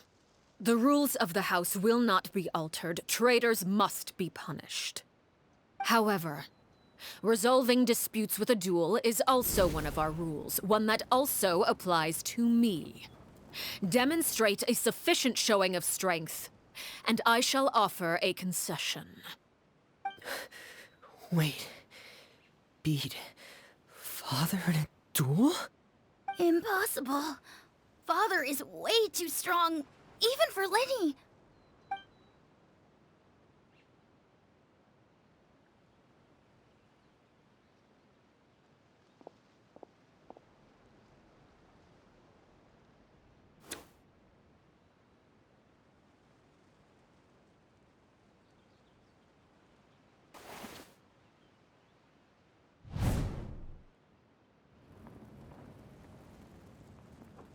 Did you hear that, Traveler? letting the others have to duel the knave. What should we do? Can they really win something like that? If they lose, those people from the house are really gonna be executed. Hey, are you listening?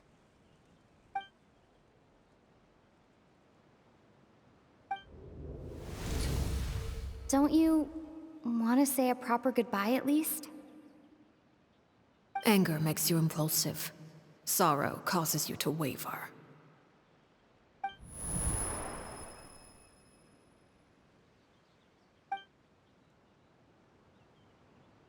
Oh, looking at that expression on her face, she seems really serious about this.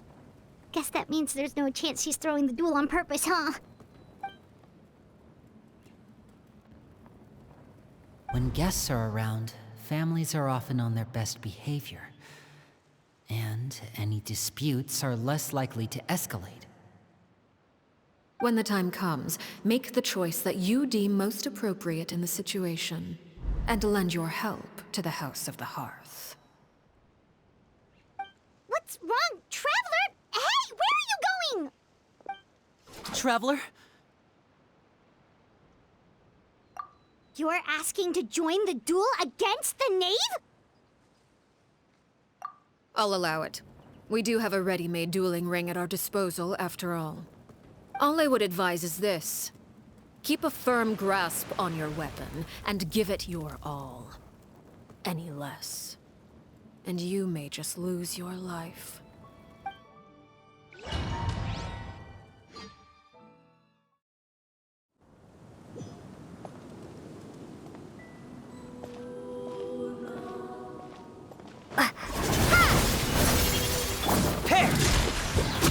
What pitiful attacks! I thought I taught you better. Watch out for Father's movement! Step right up. What pitiful attacks! I thought I taught you better. Coming!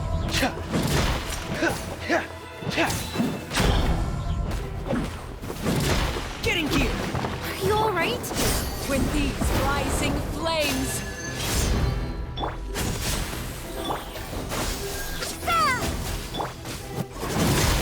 Now that's more like it.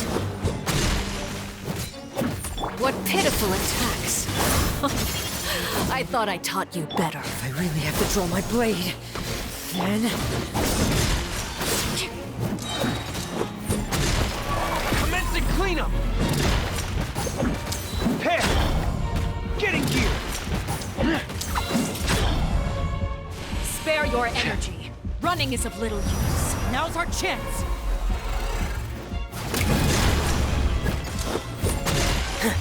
Have a taste of purgatory.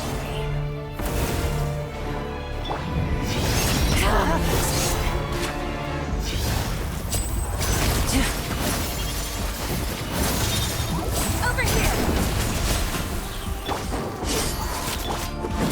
Is it my turn now?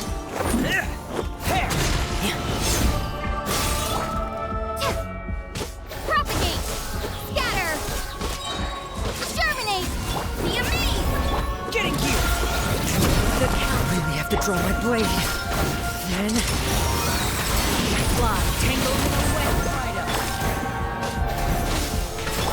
Pair! Dead reckoning! Frost is coming!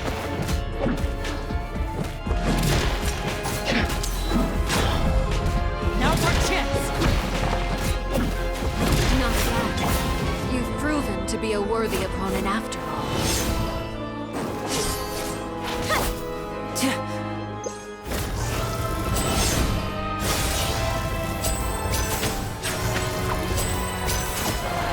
Father's even stronger than I expected. Flames!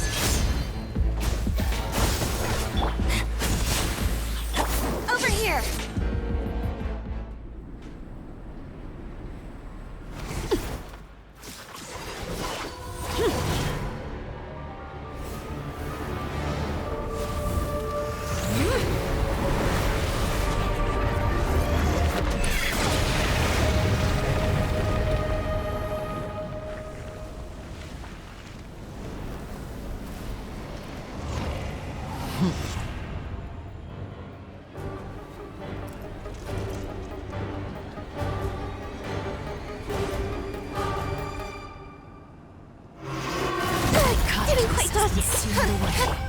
My blade is all that remains.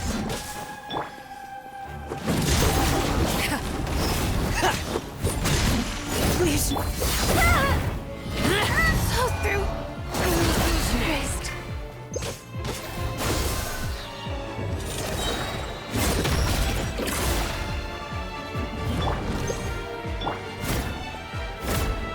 Getting here!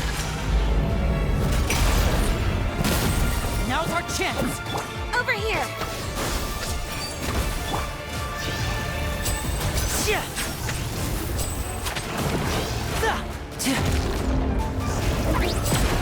My show mustn't fail. No hope. Who's next? Look out! Watch out for Father's movements!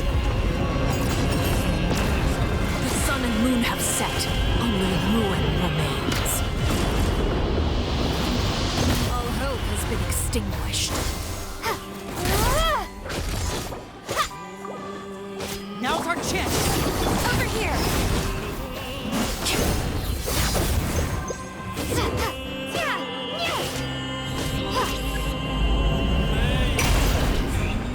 Let's see how strong your resolve truly is. Maybe I wasn't meant for this. What? Watch out for Father's movements! Look out!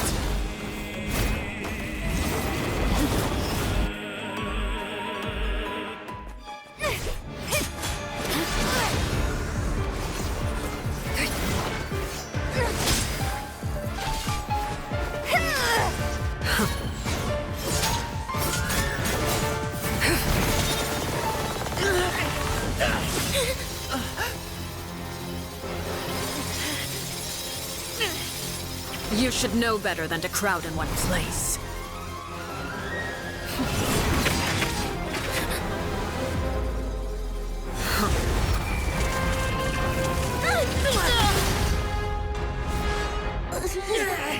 Oh, I know. Now! I'm sorry, Father!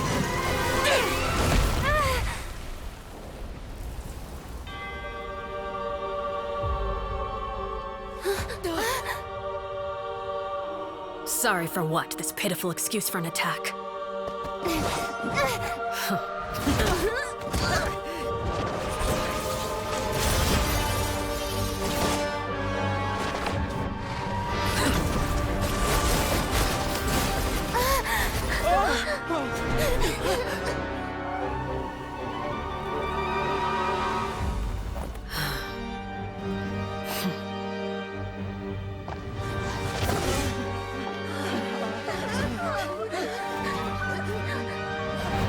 Father, no!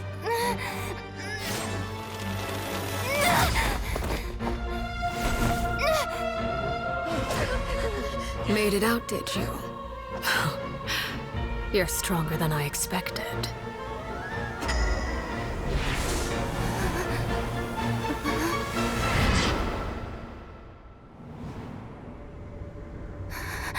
A crimson moon. I can't move.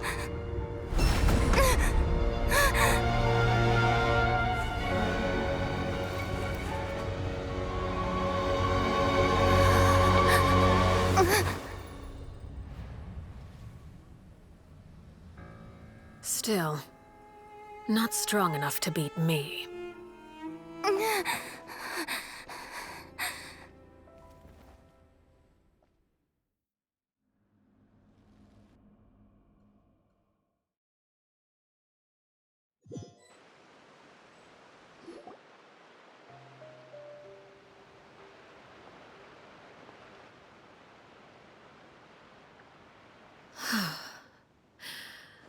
I believe we can end things here. It's not often that we get to enjoy the company of guests, after all. We wouldn't want things to get too out of hand. Brother, are you all right? Linny. Given that I am the victor of this duel, as agreed, the punishment stands. No! I never thought things would end like this. However, everyone involved in the duel demonstrated a remarkable level of strength and determination. In light of this, I'm prepared to change the method of execution. Elwar, the bottled flames I gave you for safekeeping. Do you still have them? Yes? I wasn't sure what they were for, but I've kept them super safe. I didn't lose a single one. Wonderful. Then, in just a moment, I'll have you administer them. Bottled flames? Indeed. They're the product of a secret experiment. Under certain special circumstances, flames can be extracted from my person and preserved. Once ingested, searing pain will spread across every inch of your body. No harm will come to you physically, but your memories will be burned away. If you can withstand the pain. When you awake, you'll have forgotten everything you know about the House of the Hearth, and will be expelled from the organization. In other words, administering this concoction will kill the version of you that grew up in the house, and give you a new identity.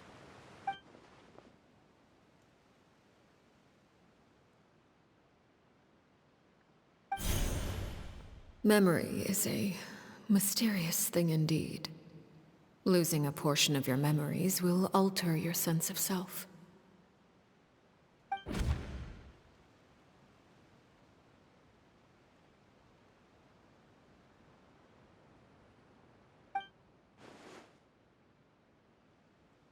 So, you're just letting us go, Father? You misunderstand. Memories are extremely important. Once consumed by flame, the version of you standing before me will die, and our secrets will die with you. So no, I don't intend to just let you go, because the person who survives will be nothing but a stranger. Even so, I won't have to live in fear anymore. I'm sorry, Father. I'm sorry I let you down. But I really... Don't cry, Filial. You haven't left the house yet, so there are still rules to be followed, yes? Remember what I taught you. Anger makes you impulsive, sorrow causes you to waver. Don't let yourself be controlled by your emotions. Of course. I'll remember. Dry your tears, and go pursue the life you really want. Yes, Father. Chaplot, Foltz, Elwar, take them back to Poisson. And bring Linny and the others as well. I prepared 3 extra vials of bottled flames. As for whether to take them, the choice is yours. Goodbye, children. The next time we meet, I will no longer be your father. Thank you for all you've done for the house. I hope you have bright futures ahead of you.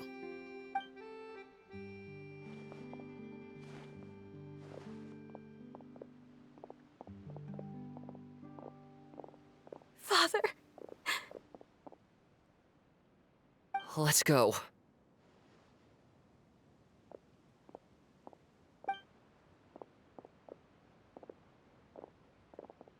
Here, grab my arm, Linny. I'll help you walk back. Thank you.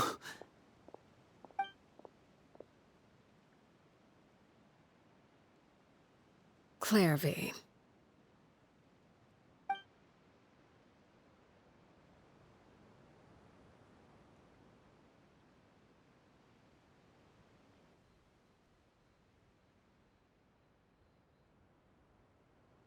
Can we talk now? I've been waiting for a super long time.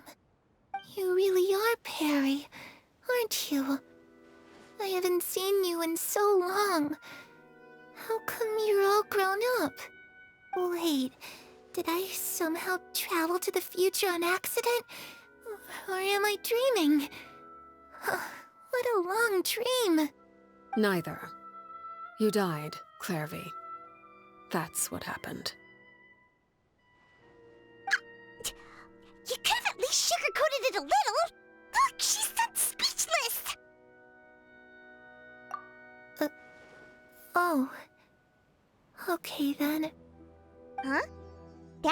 you accepted it just like that? Yep. If that's what Perry says happened, then I believe her. Perry wouldn't lie to me.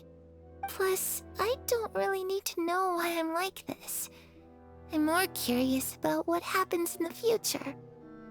If you're a harbinger now, Perry, that means Mother is gone, isn't she? Can you tell me about it? I want to know what happened to her. And to me. You never stopped trying to defy fate. At first, no one believed you. You could only vent your frustrations to the moon. In fact, you often sought comfort in the night sky. You wanted to see the aurora, so one night we promised each other we would go to Snezhnaya to see it together. Later on, you tried to run away, but you were brought back each time. Mother spared your life, but it wasn't out of kindness. Instead, she decided to make an example of you by slowly torturing you over time. That way, the other children would know what happens to traitors. Still, you never gave up. Mother hoped that through ruthless duel after ruthless duel, she would be able to crown an ultimate victor among the children she raised. But you called on everyone to unite, to fight to a draw in order to reduce casualties. Your efforts may have only delayed the inevitable, but still. You gave them hope. You tried everything you could think of, but every attempt ended in failure. Still, you never turned your sword on Crucibina, and you never turned it on me. On that gloomy day, you told me, "For the last 16 years of my life, I've done everything I can to fight for freedom. But now, I realize that the only freedom I truly possess is the freedom to choose to die." I never imagined I would say something like that. I must have been feeling really worn down. But somehow, I still think I understand. According to Mother's plan, only one of us was going to make it until the end. And I always hoped that person would be you. If I could do it all over again, I still don't think I would make a different choice. Even when I first met you, I knew you'd be able to do what I couldn't. Is that so? Even now, I'm not sure I truly understand what kind of freedom you were trying to pursue. But as the head of the House of the Hearth, and as the children's father, I've tried to give them the most basic of freedoms. The freedom to choose their own fate. It's something I discussed with the Iudex of Fontaine. The children who want to leave the house will have their memories wiped clean of all secrets pertaining to the organization. In return, they will be allowed to live a normal life in Fontaine without being prosecuted for their past. Of course, I won't simply hand freedom to them on a silver platter. They have to fight for it and prove themselves worthy of it. Only freedom that is earned has true value. That's more than enough. That's exactly the kind of life I was fighting for. You know, Perry, I think you're a pretty amazing king, and a really great father, too. I'm really happy that you're the one who took over the house. I guess I do have one regret, though. I still haven't seen the outside world. Well, it just so happens that our dear guests over here have been to many nations and traveled to countless places. Perhaps they would be willing to tell you what the outside world is like. Really? Of course! We've traveled all over the place. We've got so many stories, we could probably talk your ears off for 3 days straight.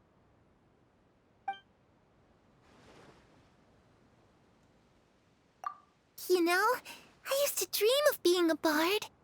Playing the lute while singing into the winds of freedom.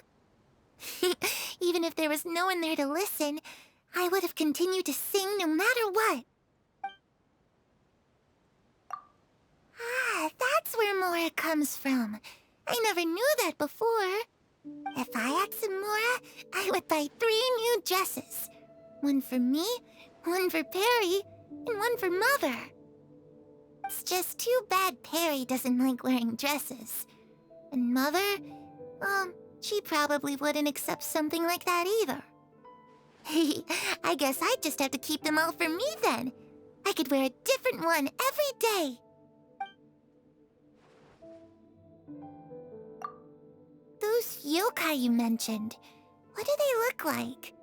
I once saw a drawing of this one guy with horns on his head and a super scary face. Are there any yokai like that? Oh, sounds like you're talking about an Oni. Yep, we've met one, and let Paimon tell you, they're not nearly as scary as they look. I was always too afraid to skip Mother's fighting lessons. But at the academia, I bet you could do all sorts of secret things in class. Things that have nothing to do with studying. I'm just kidding. Being able to study whatever you want without having to fear for your life actually sounds pretty great.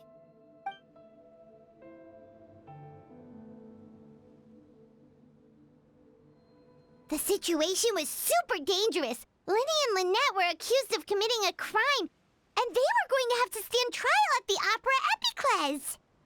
Oh no! That must have been hard for all of you. What happened next? Don't worry, we were able to turn the situation around super quickly. All thanks to Detective Paimon, of course. How'd you do that? Come on, tell me. Okay, so it was like this. After the failed magic show, we rushed to the scene and...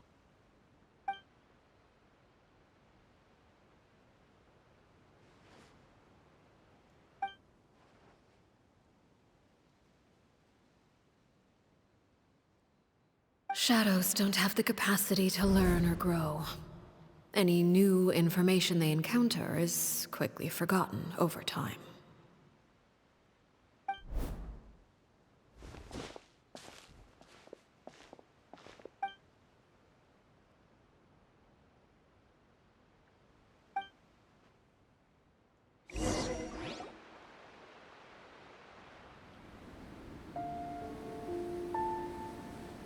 Clairvy, you've worked tirelessly from the shadows to overthrow the House of the Hearth.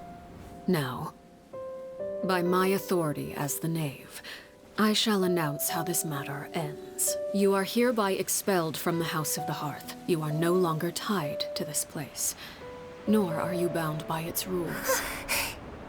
You're saying that I can finally leave? I get to experience the outside world as well? Oh, I almost forgot. There's no getting older for me. Still, seeing who you grew up to be makes me really happy, Parallel. Take care of yourself. Goodbye. May we meet again someday.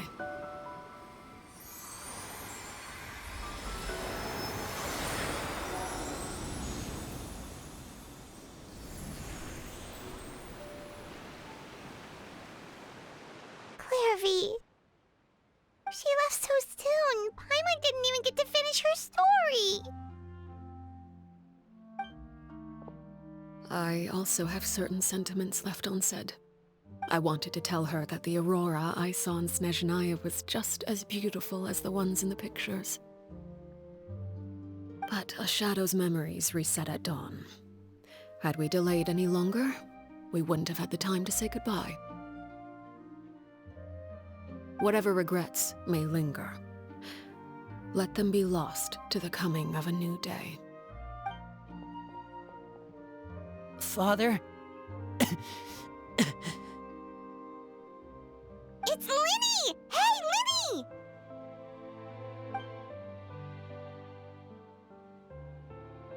What is he doing back here? Let's go check it out.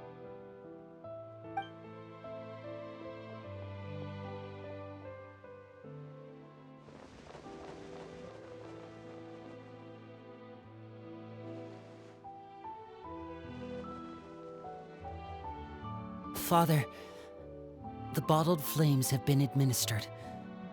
Filio and the others have left the house. And you? What have you decided? Thank you for giving us that choice, Father.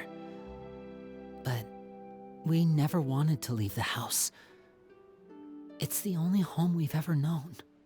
Lynette and Fremine feel the same way. They're recuperating back at the Hotel Bouffe Tété. But I decided to come back and tell you where we stood. I'm sure you're well aware of the expectations I have for you. I want you to follow in my footsteps and become the next king of the house. Yet you seem to have different ideas. I must admit, I'm rather surprised by your decision to stay. There's nothing wrong with choosing to live a quiet life. Leading this organization is a heavy responsibility, one not so easily carried by someone forced onto the throne. I just never understood what you saw in me. What made you believe I was deserving of that throne? You're brave, talented, and, most importantly, you cherish your family. You would do anything to protect them, even if it costs you your life.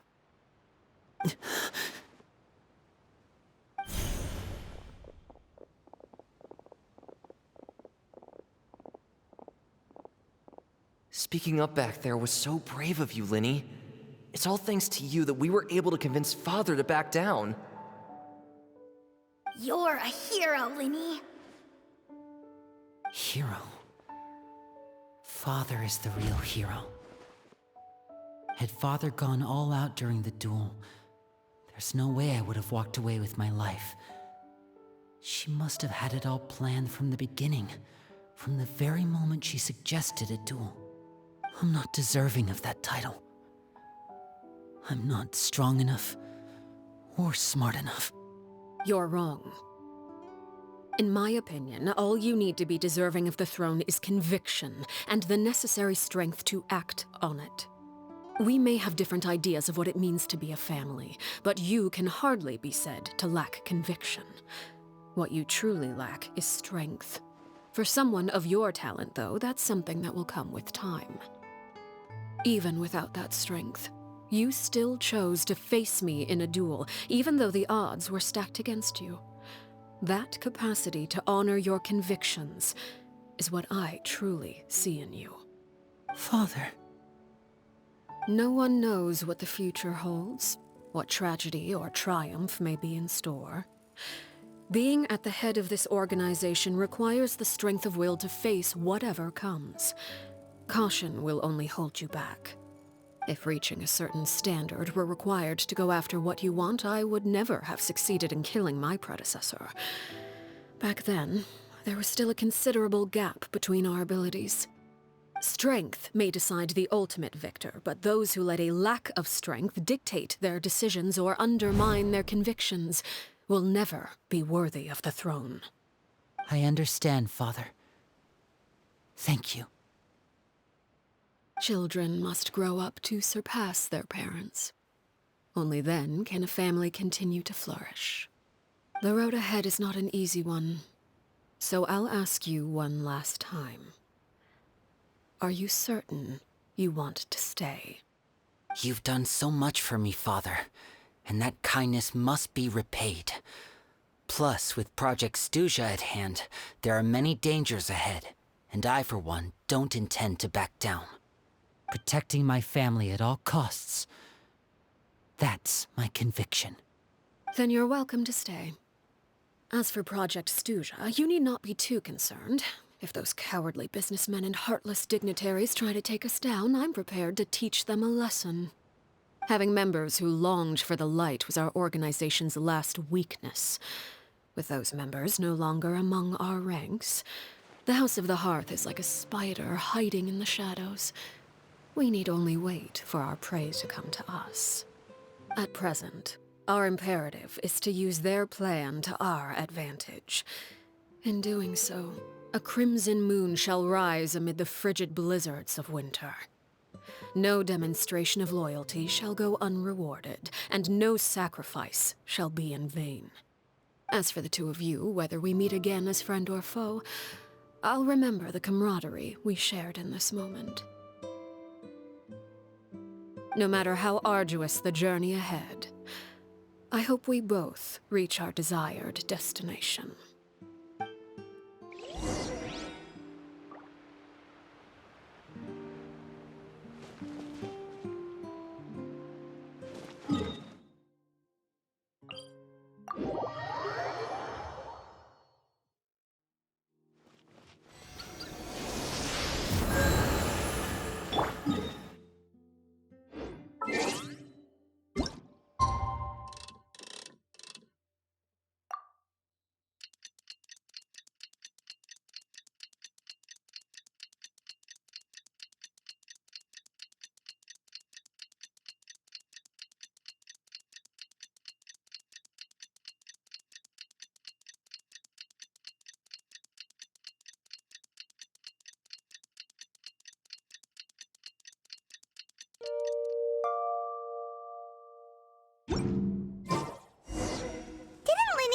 Lynette and Fremine were recovering at the Hotel Bouffe d'été?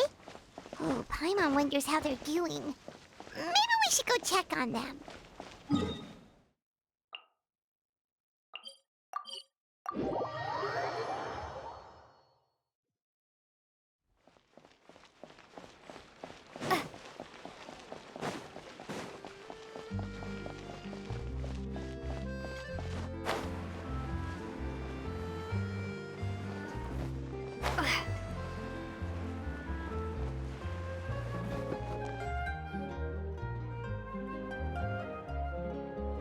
Lynette, Fremine, how are you feeling? Much better. Whew, what a relief! What about you? Are you feeling alright? I knew you'd come out unscathed. Us, on the other hand, well, we've been bedridden for 2 days. I couldn't even turn over. Oh, and I wanted to ask, is Clairvy gone? Linny and the other members have left Poisson and returned to the House of the Hearth. According to him, there haven't been any more sightings of a spirit roaming the house.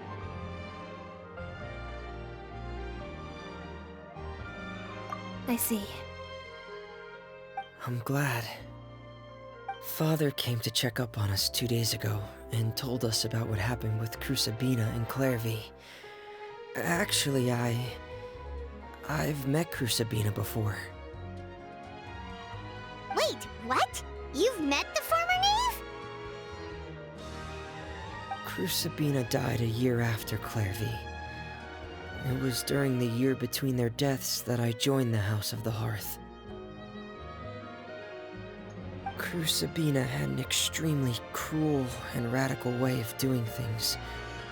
While she was alive, the atmosphere in the house was suffocating. When I joined, though, the experiment she valued so much had already come to an end, and all the people involved, dead and injured alike, were gone. Crusabina never talked about the past with us newcomers. A couple of months after I joined, Father killed Crusabina and burned all her files.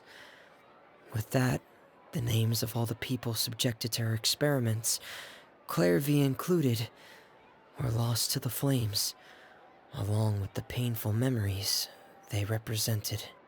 Father took in Lenny and me a couple months after that, but she never mentioned anything about Crusabina or Clairvy. It really seems like something she was planning to keep to herself. The last time you talked to her, did she mention why she kept it a secret for so long? She said she didn't want us to be affected by the darkness of the past. She was worried we'd develop a false sense of gratitude towards her if we knew about it. The foundation of a family should be free of any corrupting influence. Whatever happened in the past, it has nothing to do with who we are now. And that's what Father told us in the end. But I still thanked her for everything. It was only after hearing about what Crusabina did that I finally realized how insignificant our lives could have been. The members of the house meant nothing to her. To say that she valued them in any way, even just as a tool, would probably be giving her too much credit. If Father hadn't taken over the House of the Hearth, I probably would have already... Father rarely brings up the fact that she saved us. She doesn't believe that being indebted to her should be what ties us together. But even if we didn't owe her anything, we would still choose to stay. Because this is our home. We may have arguments or times when we feel wronged. Some people may even choose to leave. But as long as Father is here, we will always have a home. Whether the path before us is bathed in sunlight or shrouded in shadow, we'll follow Father wherever she chooses to go. So I wanted to say thank you for helping us make it through this crisis. Without your help, we could have lost a lot more along the way. Oh, we didn't do anything, really. Of course. You're welcome anytime. Are Filio and Nantoy okay? I actually saw them at a cafe this morning. They didn't recognize me. From what I could tell, they were drinking coffee and talking about one of the operas that started running recently. They seemed happy. If I had to take a guess, I would say they finally found the kind of life they always wished for.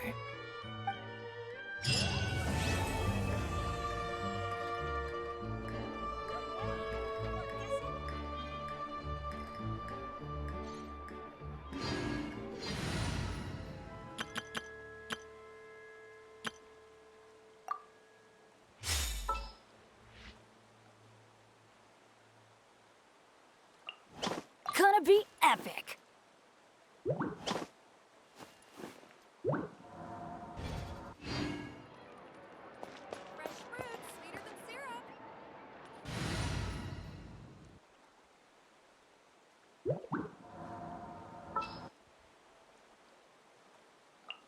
Let's go get ourselves some answer.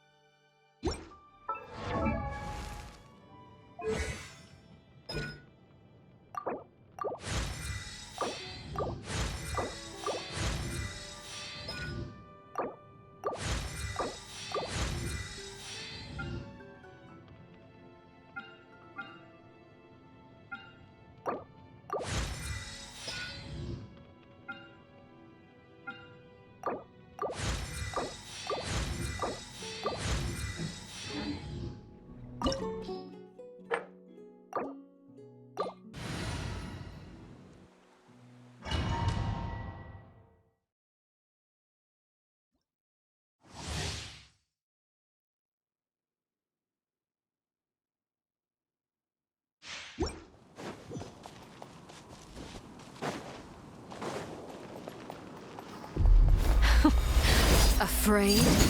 Or do you not even have the courage to be afraid? Teamwork is strength. Game's up. Is it my turn now? With these rising flames!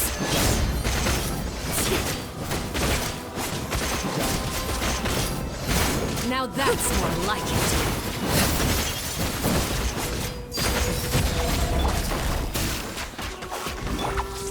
Solidify! This is With order. the fall of darkness, destruction shall rise. Light it up. Have a taste of purgatory.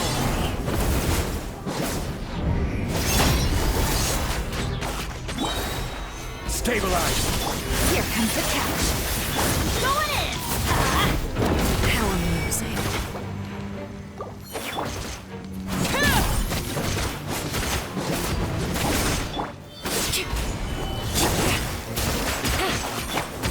Adventure time.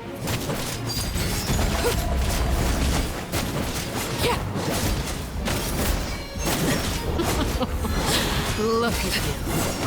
Act like a bunch of... Spare your energy. Running is of little use.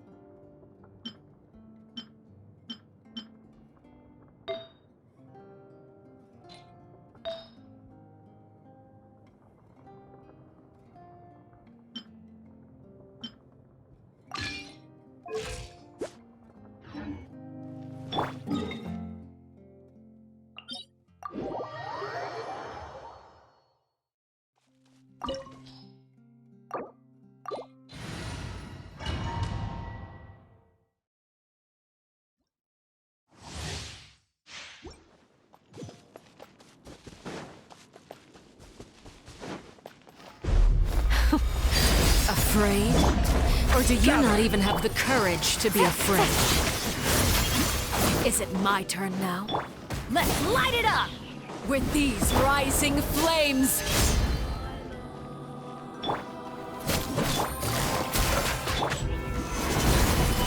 Things are about to get dicey. Is it my turn now?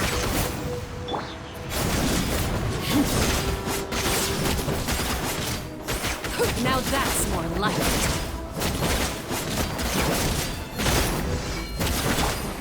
Gotcha. With the fall of Solidify! darkness, Order guide! destruction shall rise. Yeah! Have a taste of purgatory.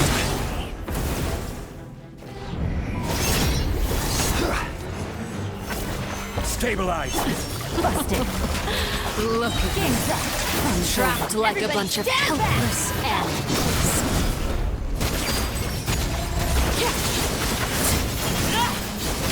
This is where...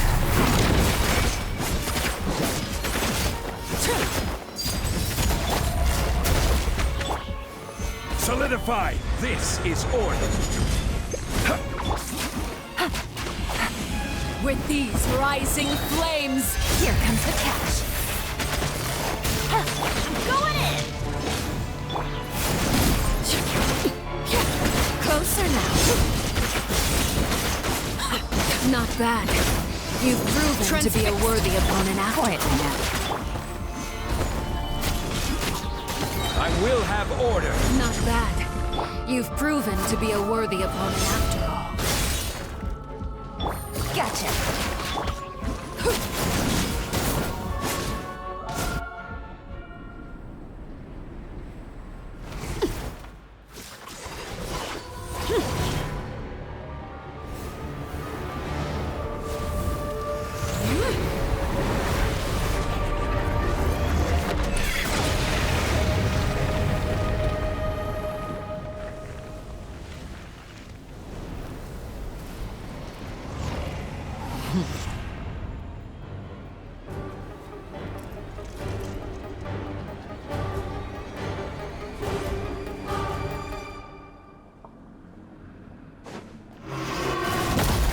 Overruled.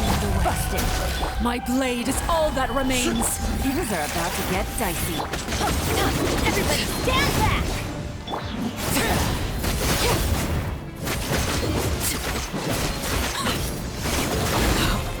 Wanted my full attention, did you?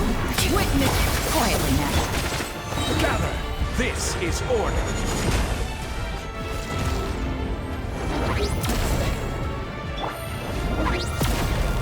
Gotcha. Stabilize. Sundown is only the beginning. Here comes the catch. Laid bare.